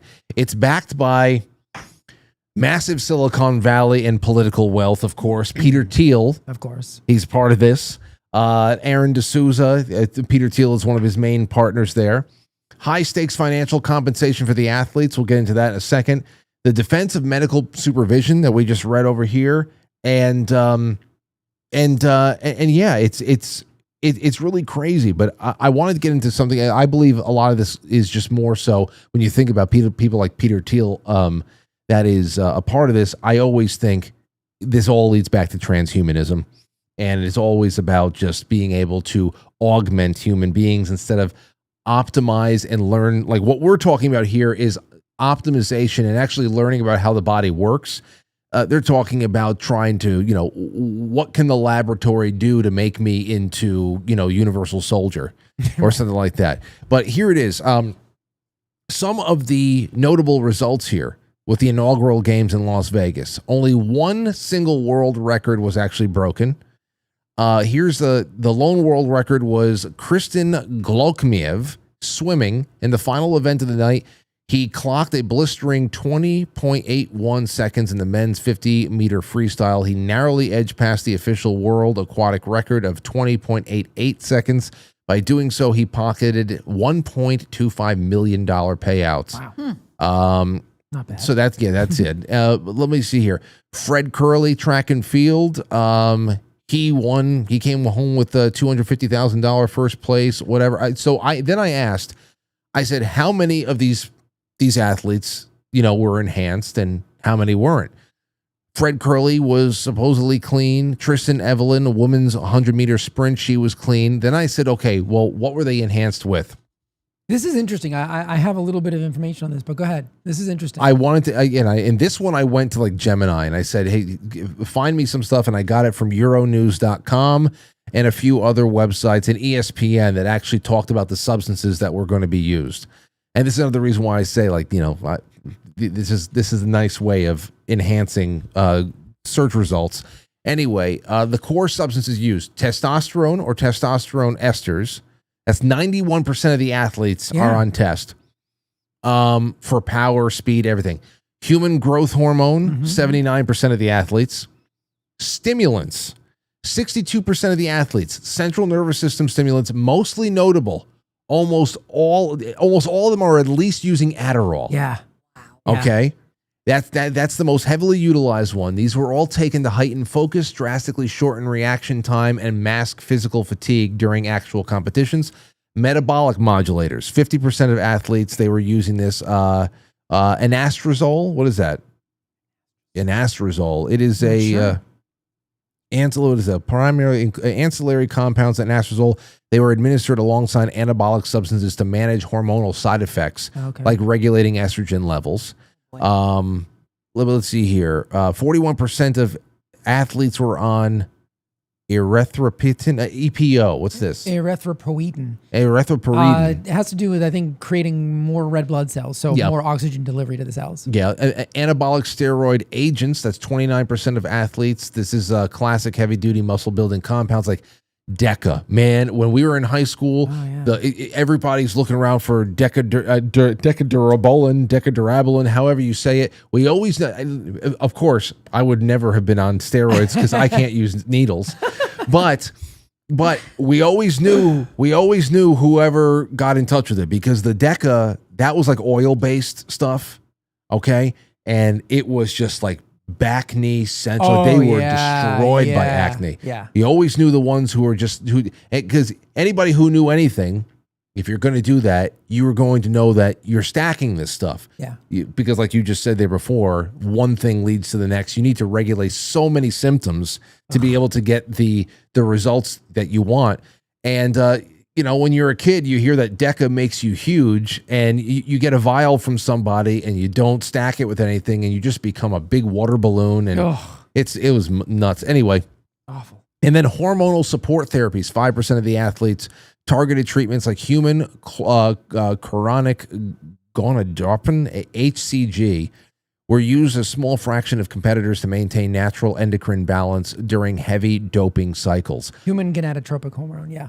I mean, guys, it's crazy that stuff like this has been promoted and it's out there, and it's just like, hey, we're going for it, and all the stuff here. I don't care if you're being monitored for any of this shit. It sounds like the Hunger Games more so than, and I'm sorry, that's what, when you're saying this up, I'm just like, who would do that to their body? Like, this is the only vessel you have, as far as I know. So why would you destroy it on purpose? Yeah.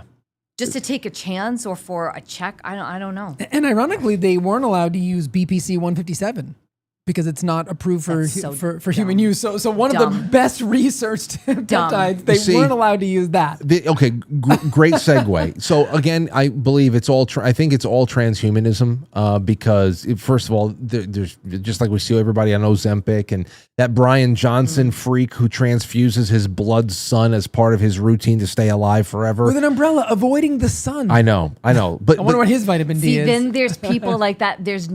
We can't at the Drip Bar help people like that. Right. You understand, right? Yeah. It's like you need help that we cannot give you. I'm so sorry. Like seriously, it's a different type of dysphoria. It really is. No, it totally is. And I followed a lot of bodybuilders, professional, amateur. Especially after the dawn of social media, a lot of fitness personality types have been able to rise in fame and burn out, and unfortunately many of them die over the course of like people like Rich Piana and stuff like that. Like I always just watched because it was fascinating to watch somebody that they're dealing with shit. Yeah, it's no doubt dysphoria in a whole other. When you see body dysmorphia, actually, when you look in the mirror sometimes after stacking all that stuff and still think that you're not big enough, and to the point where you go to synthol injections and you're just actually putting oil, like physical like how Carrot Top was doing it for a while. Oh yeah. Anyway, so one of the things that comes up with this, I believe it was on the Enhanced Games website, but there's a lot of peptides that are being sold there, and in general, peptides have been catching a lot of strays lately. And I have friends who have sworn by it after shoulder surgeries, injectable, before it was even really getting around. But now, of course, they're everywhere. They're on the main website for the enhanced games. And I know as well as you guys do that oversaturation of stuff like this turns people off or make them highly skeptical in and of itself. Just like after a while, in short order, CBD products were suddenly on every gas station checkout counter. Yeah. You know, everywhere. It's a high quality. You know, like, get the hell out. So let me ask you, the question I have for you guys is this. A friend of the show, good friend of mine, Matt from Cultivate Elevate, he's naturally skeptical about peptides and how they are becoming so popular right now. Not necessarily because of their function or how they can help a person or anything or support them in their healing, but of the manufacturers. What do you guys think about that? About the sourcing and, you know, about a person who could low key still be playing into big pharma's hands, even when they think they're going outside the box because their BPC 157 came from an offshoot of Pfizer or something like that. How do you approach this, like sourcing? Well, you can definitely talk about some of the sourcing. I know the compounding pharmacies are sort of like the antithesis to big pharma. Like they are the independent, you know, so you still have to source everything with due diligence, but you know, a good compounding pharmacy is top of the line for me. And that's the nice thing about getting it from us is because, and I can tell you, so Drip Bar itself as a franchise, they launched this back in like January. And so, you know, there was a lot of information coming at us. And I told my team, I said, this is not something that we're going to just jump into. Because I started reading about this going, okay, poof. Like this was, I need to wrap my head around all of this because this is such a huge responsibility, right? So I didn't want to become like the big pharma and be like, here, you guys need this, you guys need this. That's not what we did. I personally brought in 3 independent experts, right, that don't know each other, that one was a nutritionist as well, and that said, this is my knowledge on it. This is what I see, right down to how it is that where they get it from. And so that is the nice thing about the Drip Bar. We're legit script certified, okay? So when we do something, we're doing it the way that it should be done. When they're closing down Medi-Spas and they're stopping credit card machines and shutting them down, like I'm okay with some things because honestly, it's like, I don't want to get lumped into the people that are doing it the wrong way. Yeah. When you're going to get it from us, we're getting it from a compounding pharmacy that has been everything is third-party tested. There are lot numbers. We're bringing it in for you. It has your name on it, right? Everything should match. So we're having a great experience so far, you know, and actually like some things are kind of tough to get because we are only buying from the best pharmacies that we have. And this is all like, that's where the franchise does come in, where you feel as though, you know, and even though they have vetted this, I vet it too, because my name is on it, you know, the liability, and people have to understand that, where are these coming from originally, right? They're coming from China. This is where they're coming from. So what happens at that point? This is why you want to get it from a compounding pharmacy. That's why you want to get it where it has been tested. And when it says not for human consumption, you know, I think that, in my opinion, I think government has a place for sure. But I also think that there's a lot of games that are being played, right? And you can kind of see it. And I think Big Pharma is afraid that maybe a lot of pharmaceuticals, let's just say, are going to be replaced with some things like a peptide. I agree. And that's the real key point here is that they're not new. They're new in the public consciousness, but the idea of strings of amino acids becoming messengers in the human body, I mean, that is as old as biology. So it's not even really controversial whether they work. The real question is, and some of the companies that I have vetted, I asked them straight up about where they were sourcing their ingredients because I'm trying to avoid Chinese sourced ingredients as best I can. So anything that I've experimented less than 10%, you're going to find that does that. Right. And so it's really hard. So, I mean, I've had conversations with the owners of some of these new, they're research peptide companies is what they call them. And we don't do that, by the way. Right. Yeah. And here's the thing, the not for human consumption thing, a lot of times that's just, you know, to get around the, you know, cause when I go to my local farm, They have raw milk and raw kefir that will say not for human. I used to make a joke of that. I would buy all my stuff, I'd put it in my refrigerator, and then I would take a picture of all the things I was consuming that were not for human. Well, that's what I was talking about before. How there's a parallel systems that are forming right now where, unfortunately, we have to talk to each other in code because of Still, it's a whisper. Yeah. It is. It's a whisper like anything else. That's it. But I think it's gonna take some time. I do think some people are just not doing it right. Absolutely. You're not gonna go, oh, look what Amazon has today. It's like it'll be on my doorstep tomorrow. Don't buy peptides on Amazon. I'm thinking, don't buy your supplements. Don't buy your magnesium. That's just my opinion. The stories that I've heard. There's a lot of fake stuff out there too. Yeah. Listen, we provide a service, and there's a reason why you're going to pay our prices too, because we've done all that work for you, right? And that is not, that this is clean, nowhere to where it's coming from. Now, to your point too, do we have pharmacies too that we get that there's a flag, we shut it right down, and we will stick. That's why sometimes people will be like, oh my God, it's been 10 days. Where's my? I'm like, yes, you know why? Because now this particular facility is overwhelmed because they're up and running and they're doing the right things. So those places that are doing the right things, they're taking a long time to get this stuff out, And so I'll wait for the right stuff. I'm okay with that. Well, then here I'm going to throw something else your guys' way. That this will be a fun little change here. Oh wait, hold on, real quick. Let me get to a couple more super chats that just came in on Rumble. Awakened Boomer says, great show, Frank. Hi, Jay, and hello to Andrea. And well, we're going to see again. We'll can't wait to see you at the Spring Fling. By the way, everybody. Yeah. There's still VIP tickets left. What? There's still a little bit. There's some VIP tickets left. There's not as much as there was last year, but there's still a few left. That is, a little bit more money. But that is if you wanted to be here in this studio on Friday, June 5th, and you also then get included in the next day as well on the 6th. But if you just want to come to the 6th, if you are within 200 miles driving distance, come out. Get on the quitefrankly.tv events page. Get yourself a ticket. It's $100, and I promise you're going to eat more than $100 worth of steak. You're going to be serenaded by Dominic, the ice cream man. He was great. We're going to have all types of lawn games there. There's going to be good music, good people just milling around. It's going to be beautiful. It's just a beautiful setting. Come out, and hopefully Andrea will be walking around too, just eating as well. You said steak. I know. So, did you say? You had me at steak. Okay, so there you go. Awaken Boomer. Motoron says, beautiful show. Thank you, Frank. Thank you. Captain Wiggles says, for the new edition, so happy for your beautiful family. Thank you, Captain Wiggles. Thank you, and all the best to you and yours. Jay Semo says, great guest, great discussion, great show.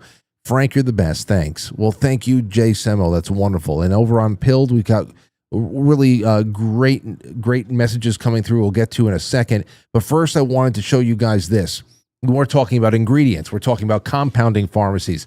Who's handling what, and just how pure is everything that we're dealing with these days? Well, here is a tweet that I got from Wall Street Apes, and it's connected to this. At first, I'm going to play this little short that was inside the tweet, and then we'll get to some of the details, the subject matter there. Where the hell is boom and boom? Here we go. Okay, ready? Listen to this. It's about ice cream. Oh, boy. It's about ice cream. Here we go. How ice cream is changing in America. And you are absolutely correct. What I've noticed with ice cream nowadays is that it doesn't say ice cream on it. It says frozen dairy dessert, Sunday Crunch Bars. I'm pretty sure we could trust Haagen-Dazs, Ben & Jerry's, and Dreyer's, right? Well, sorry to break it to you guys. Frozen dairy dessert. Your beloved Dreyer's is not real ice cream. And this is my favorite brand, so I'm definitely not eating this anymore. Let's look at the ingredients. It says palm kernel oil, just like my Hershey video. Yeah. Oreo ice cream, frozen dairy dessert. Real ice cream would say ice cream. Frozen strawberry shortcake dessert bars. Breyer's ice cream, frozen dairy dessert.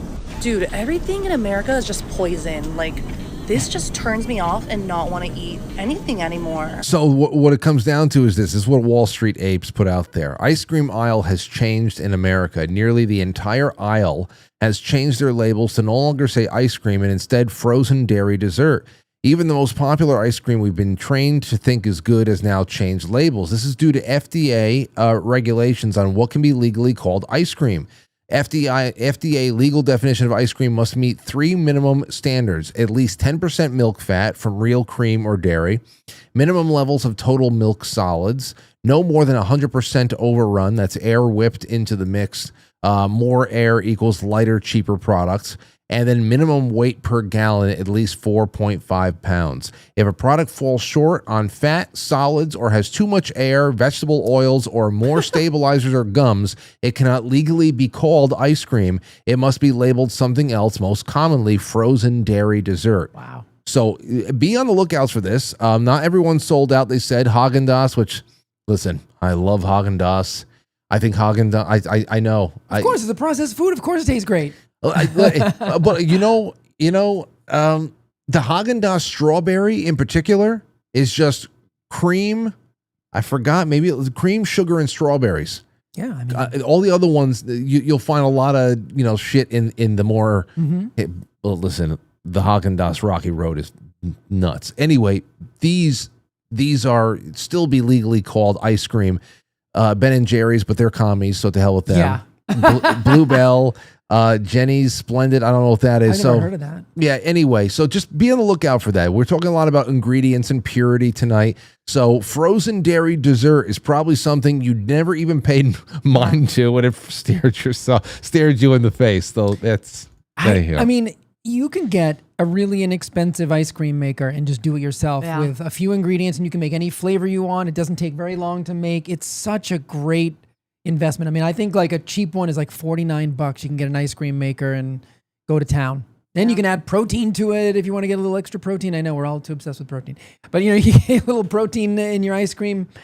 I mean, I already get more than enough protein from my Nutter Butter protein shake. Oh, well, of course. I mean, that's a given. Wow. It's a joke, Andrea. Wow. Listen, I got work to do here. No, it's an inside joke.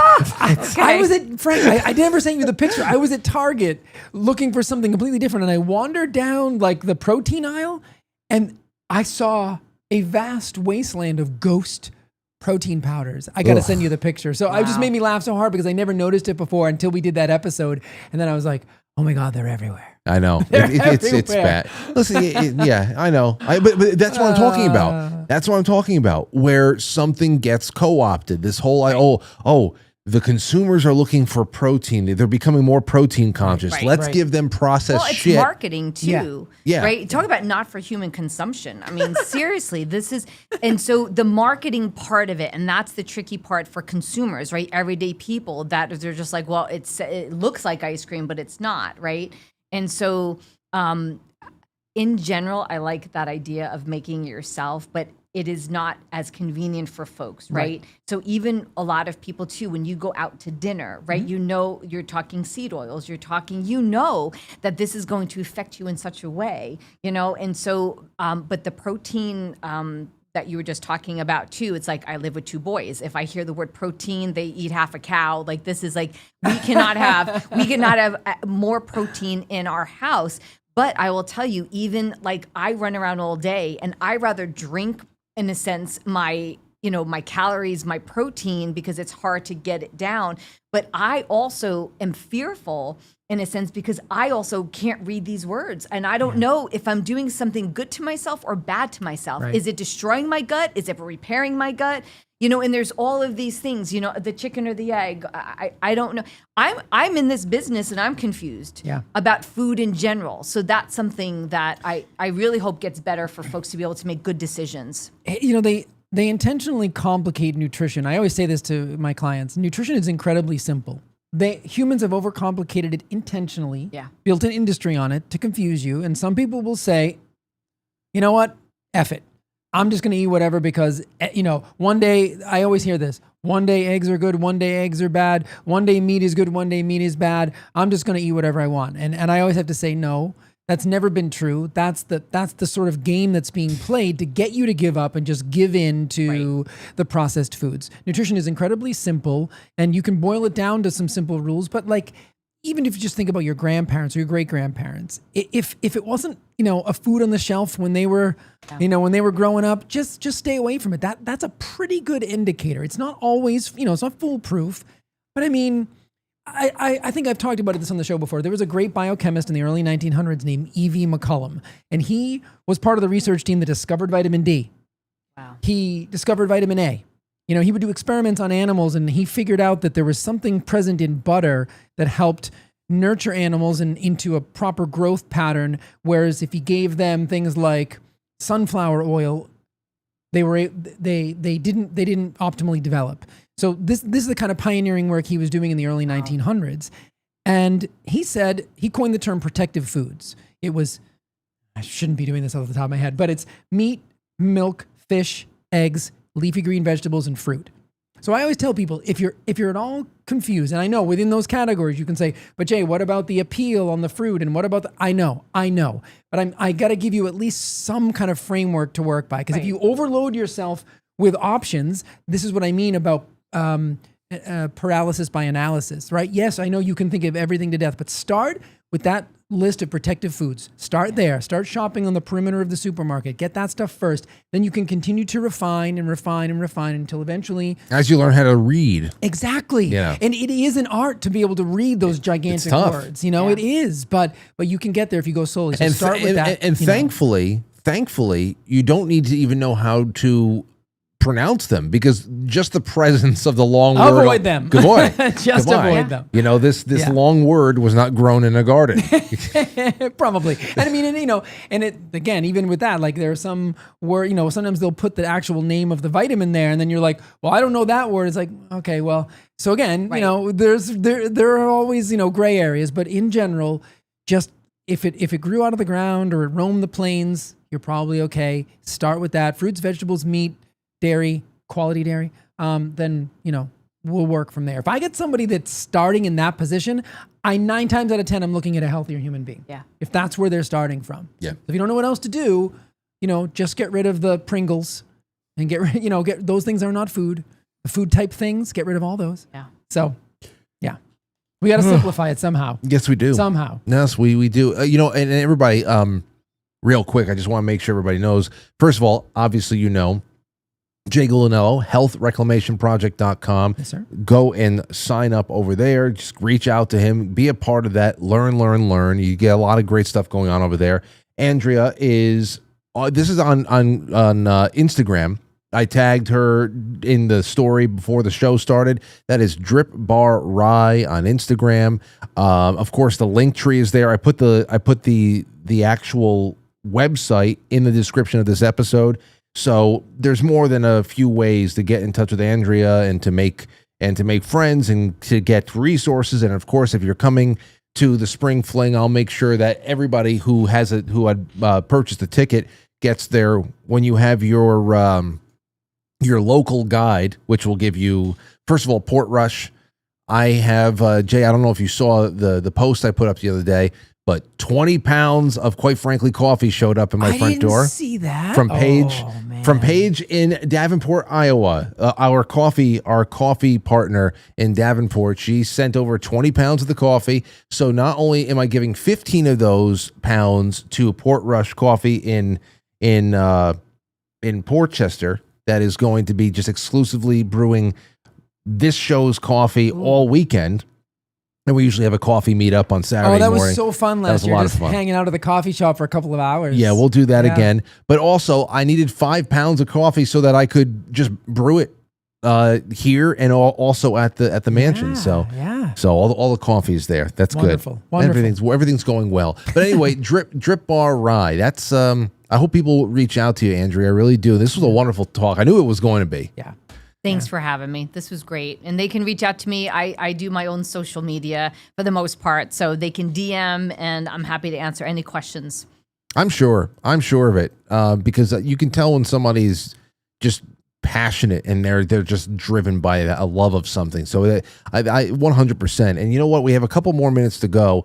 and I don't want to change the title, so I want to do something fun for you guys. Oh. Anybody who's been watching this show for a few years, at least a few years, knows that with great glee, reported maybe about 5 to 7 years ago now that there was the initial just the germination of the theory that Justin Trudeau was the son, the illegitimate son of Fidel Castro, and that it wasn't just like they look like each other.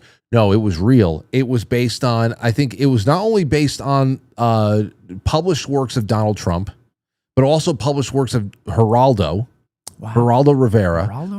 Who first of all, Geraldo had his way with Justin Trudeau's mom too. But listen, Trudeau's got a lot. He's got a lot to like whatever. Yeah. But anyway, it is. We have his mother is just all over Cuba at the same time. Her husband Pierre up there from Canada, the prime minister or whatever. He's kind of like a little bit more like, "Oh, do what you want," and and it's very, very, there's just pictures of her just kind of like, linking arms with Fidel. Yeah. And he's smoking his cigar and they're all, I don't know, watching whatever the hell it is. So it is just, listen, it's not even a theory. This really, anyway, so that's all. We can go over the details some of the time. Now, Mediaite just today published this. It's a headline. Let me get it out. Let me get it up over here in front of everybody. Here you go. Fidel Castro's daughter pressed on this conspiracy theory that Justin Trudeau is her half-brother. And guess what? She didn't say anything that put it all to bed. Alina Fernandez, the exiled daughter of late Cuban dictator Fidel Castro, was pressed on Tuesday night over claims that former Canadian Prime Minister Justin Trudeau is her half-brother and did little to put the long-running conspiracy theory to rest. The claim, mentioned by President Trump in his 2024 Save America book and pushed by online... No, that's way before that. If you don't mention Geraldo Rivera in here, that's another one here too. It alleges that Castro is Trudeau's real father, not Pierre. Fernandez appeared on News Nation's Katie Pavlich tonight and primarily discussed the humanitarian crisis in Cuba. And before concluding the interview with Fernandez, however, Katie Pavlich insisted one more question. For years, we've heard rumors that Justin Trudeau, is the former Prime Minister of Canada, could be your half-brother. What do you think about it? She said. Fernandez smiled, apparently unwilling to give up any family lore, and she replied, "The only thing I can say is that his mother used to visit the country very often." Wow. Wow. I mean, if that's not a... She could have said no comment. Yeah. And there's something called a DNA test. Yeah. That they She could have just as easily said, "Oh, that's silly. That's silliness." No. Wow. No. Well, anything that may be a tell, I guess. Well, maybe she needs a kidney down the line. I don't know. You never know. Could be.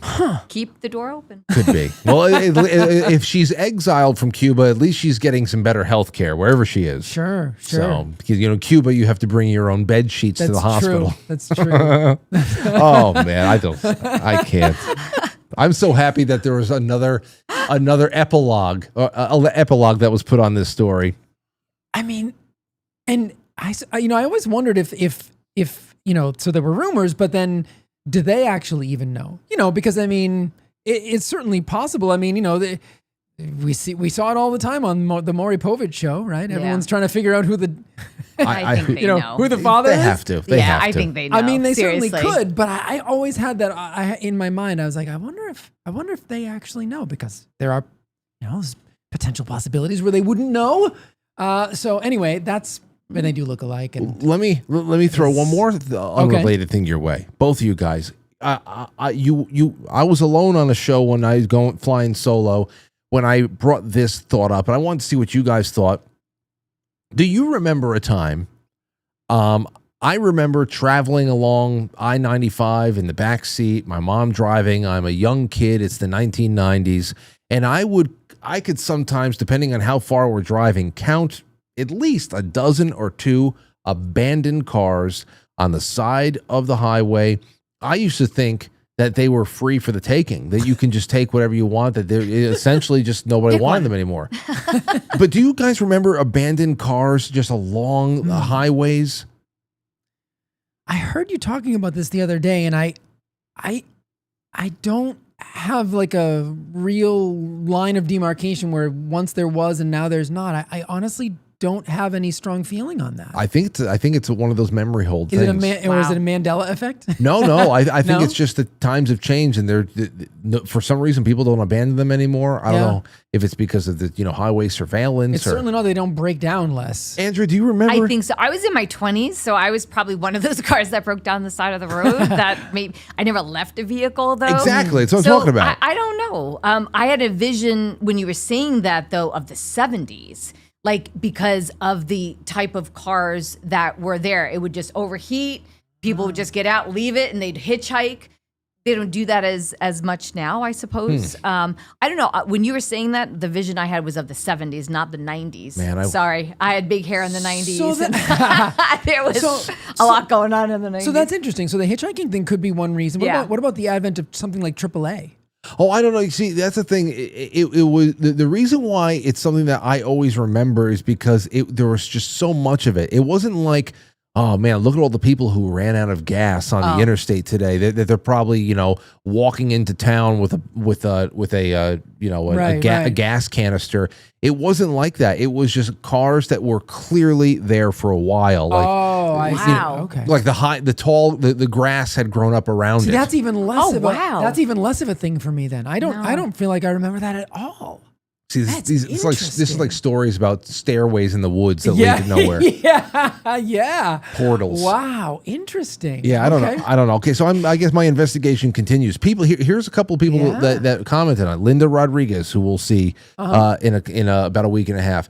Said, I grew up in Pennsylvania. I don't remember seeing dozens. I do think that there are less today, but, and she brings us to another place, bugs are definitely something I've noticed for several years, especially the fireflies leaving. Yeah. There's some people who are out there wondering if we are the last one or two generations that will even know what fireflies are. Well, that's scary.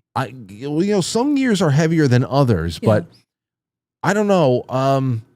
What do you guys in the chat room and everybody around here think about?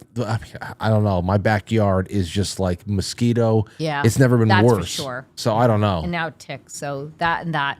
But down south, I think does it have to do with the weather, like humidity? I don't know much about those type of bugs, but I remember seeing them as a kid more than I do now for my kids. I don't even know if my kids have ever even seen. Oh, they probably have. Like we spend time up in Rhode Island, so a firefly. Yeah, for sure.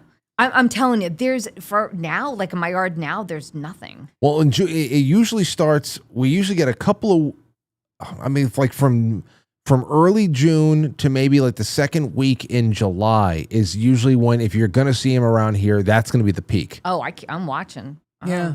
Really? Maybe I just wasn't aware of it. I don't know. But as a kid, I remember catching them in jars. I was going to say the same thing. I'm going after these things. It was a competition. Well, like I guess we were catching them. We also spent more time outside, I think, before too. Yes. And specifically at night.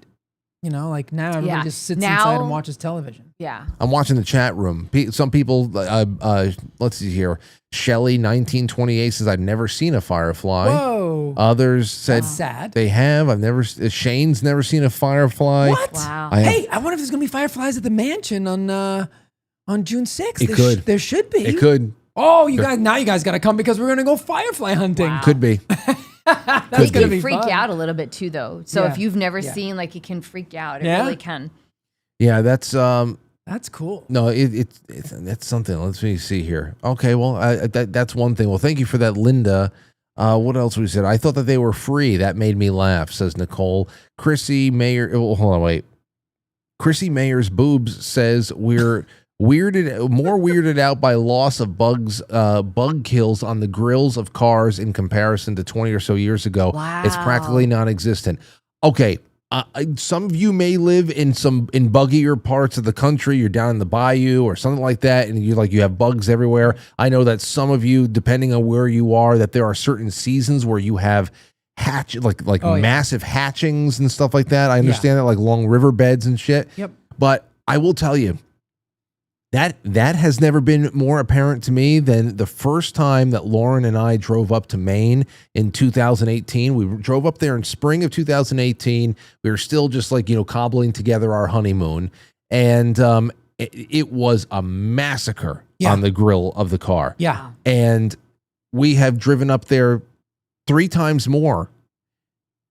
Barely anything.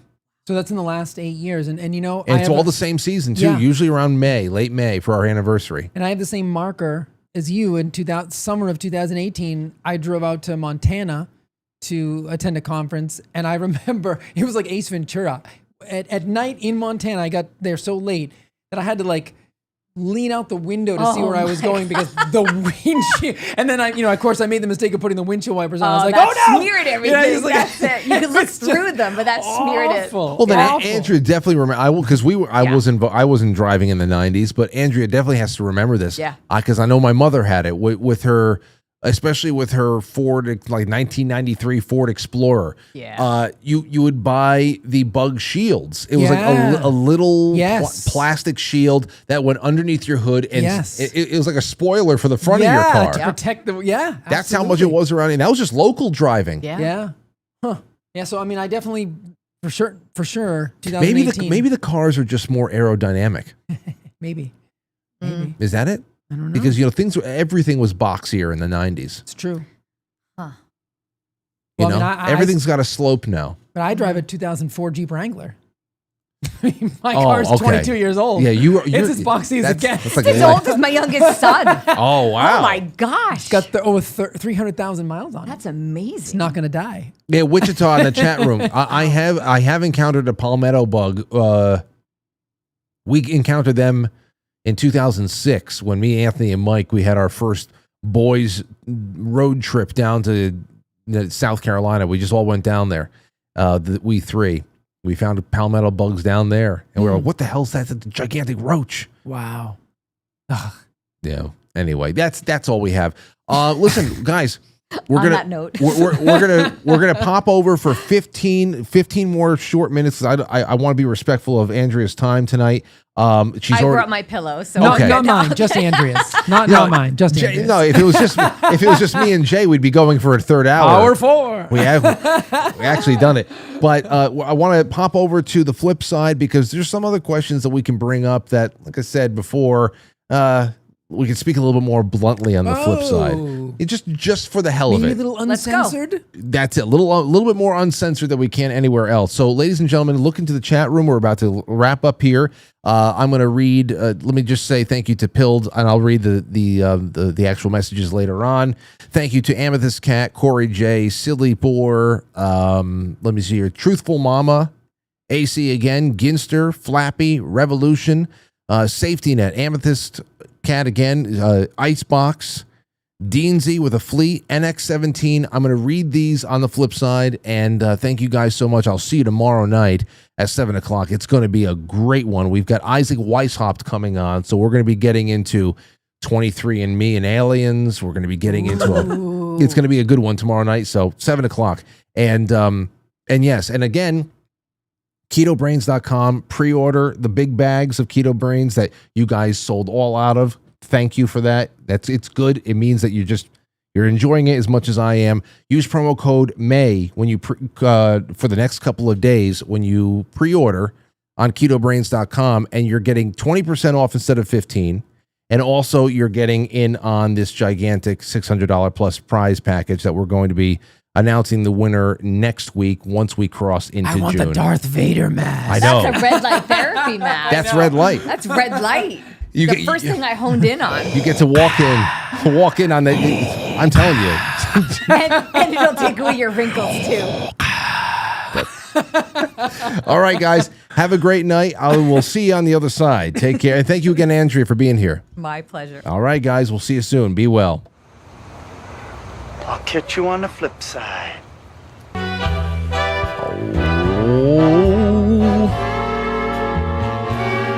Quite Frankly is filmed before a live studio audience. Thank you again, everybody. This show is not over, though. Let's just go and talk for a couple more minutes over on quitefrankly.tv. But don't worry, I'm going to be putting the chat into all the links into all the chat rooms right now. If you can't find the link, though, go to quitefrankly.tv and just press play. Pill.net is cozily embedded right there on the center of it. And yes, okay, I'll see you guys soon.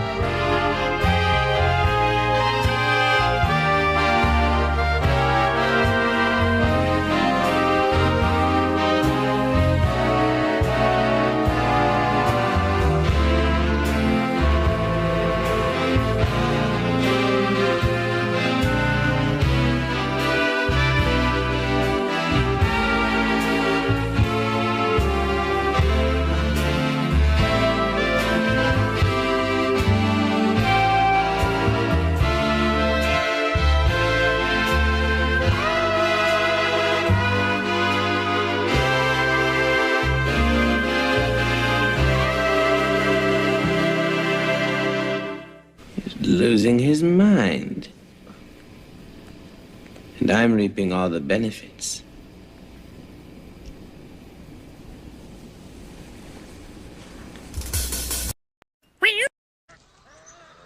I just realized we got two doses of John Lovitz.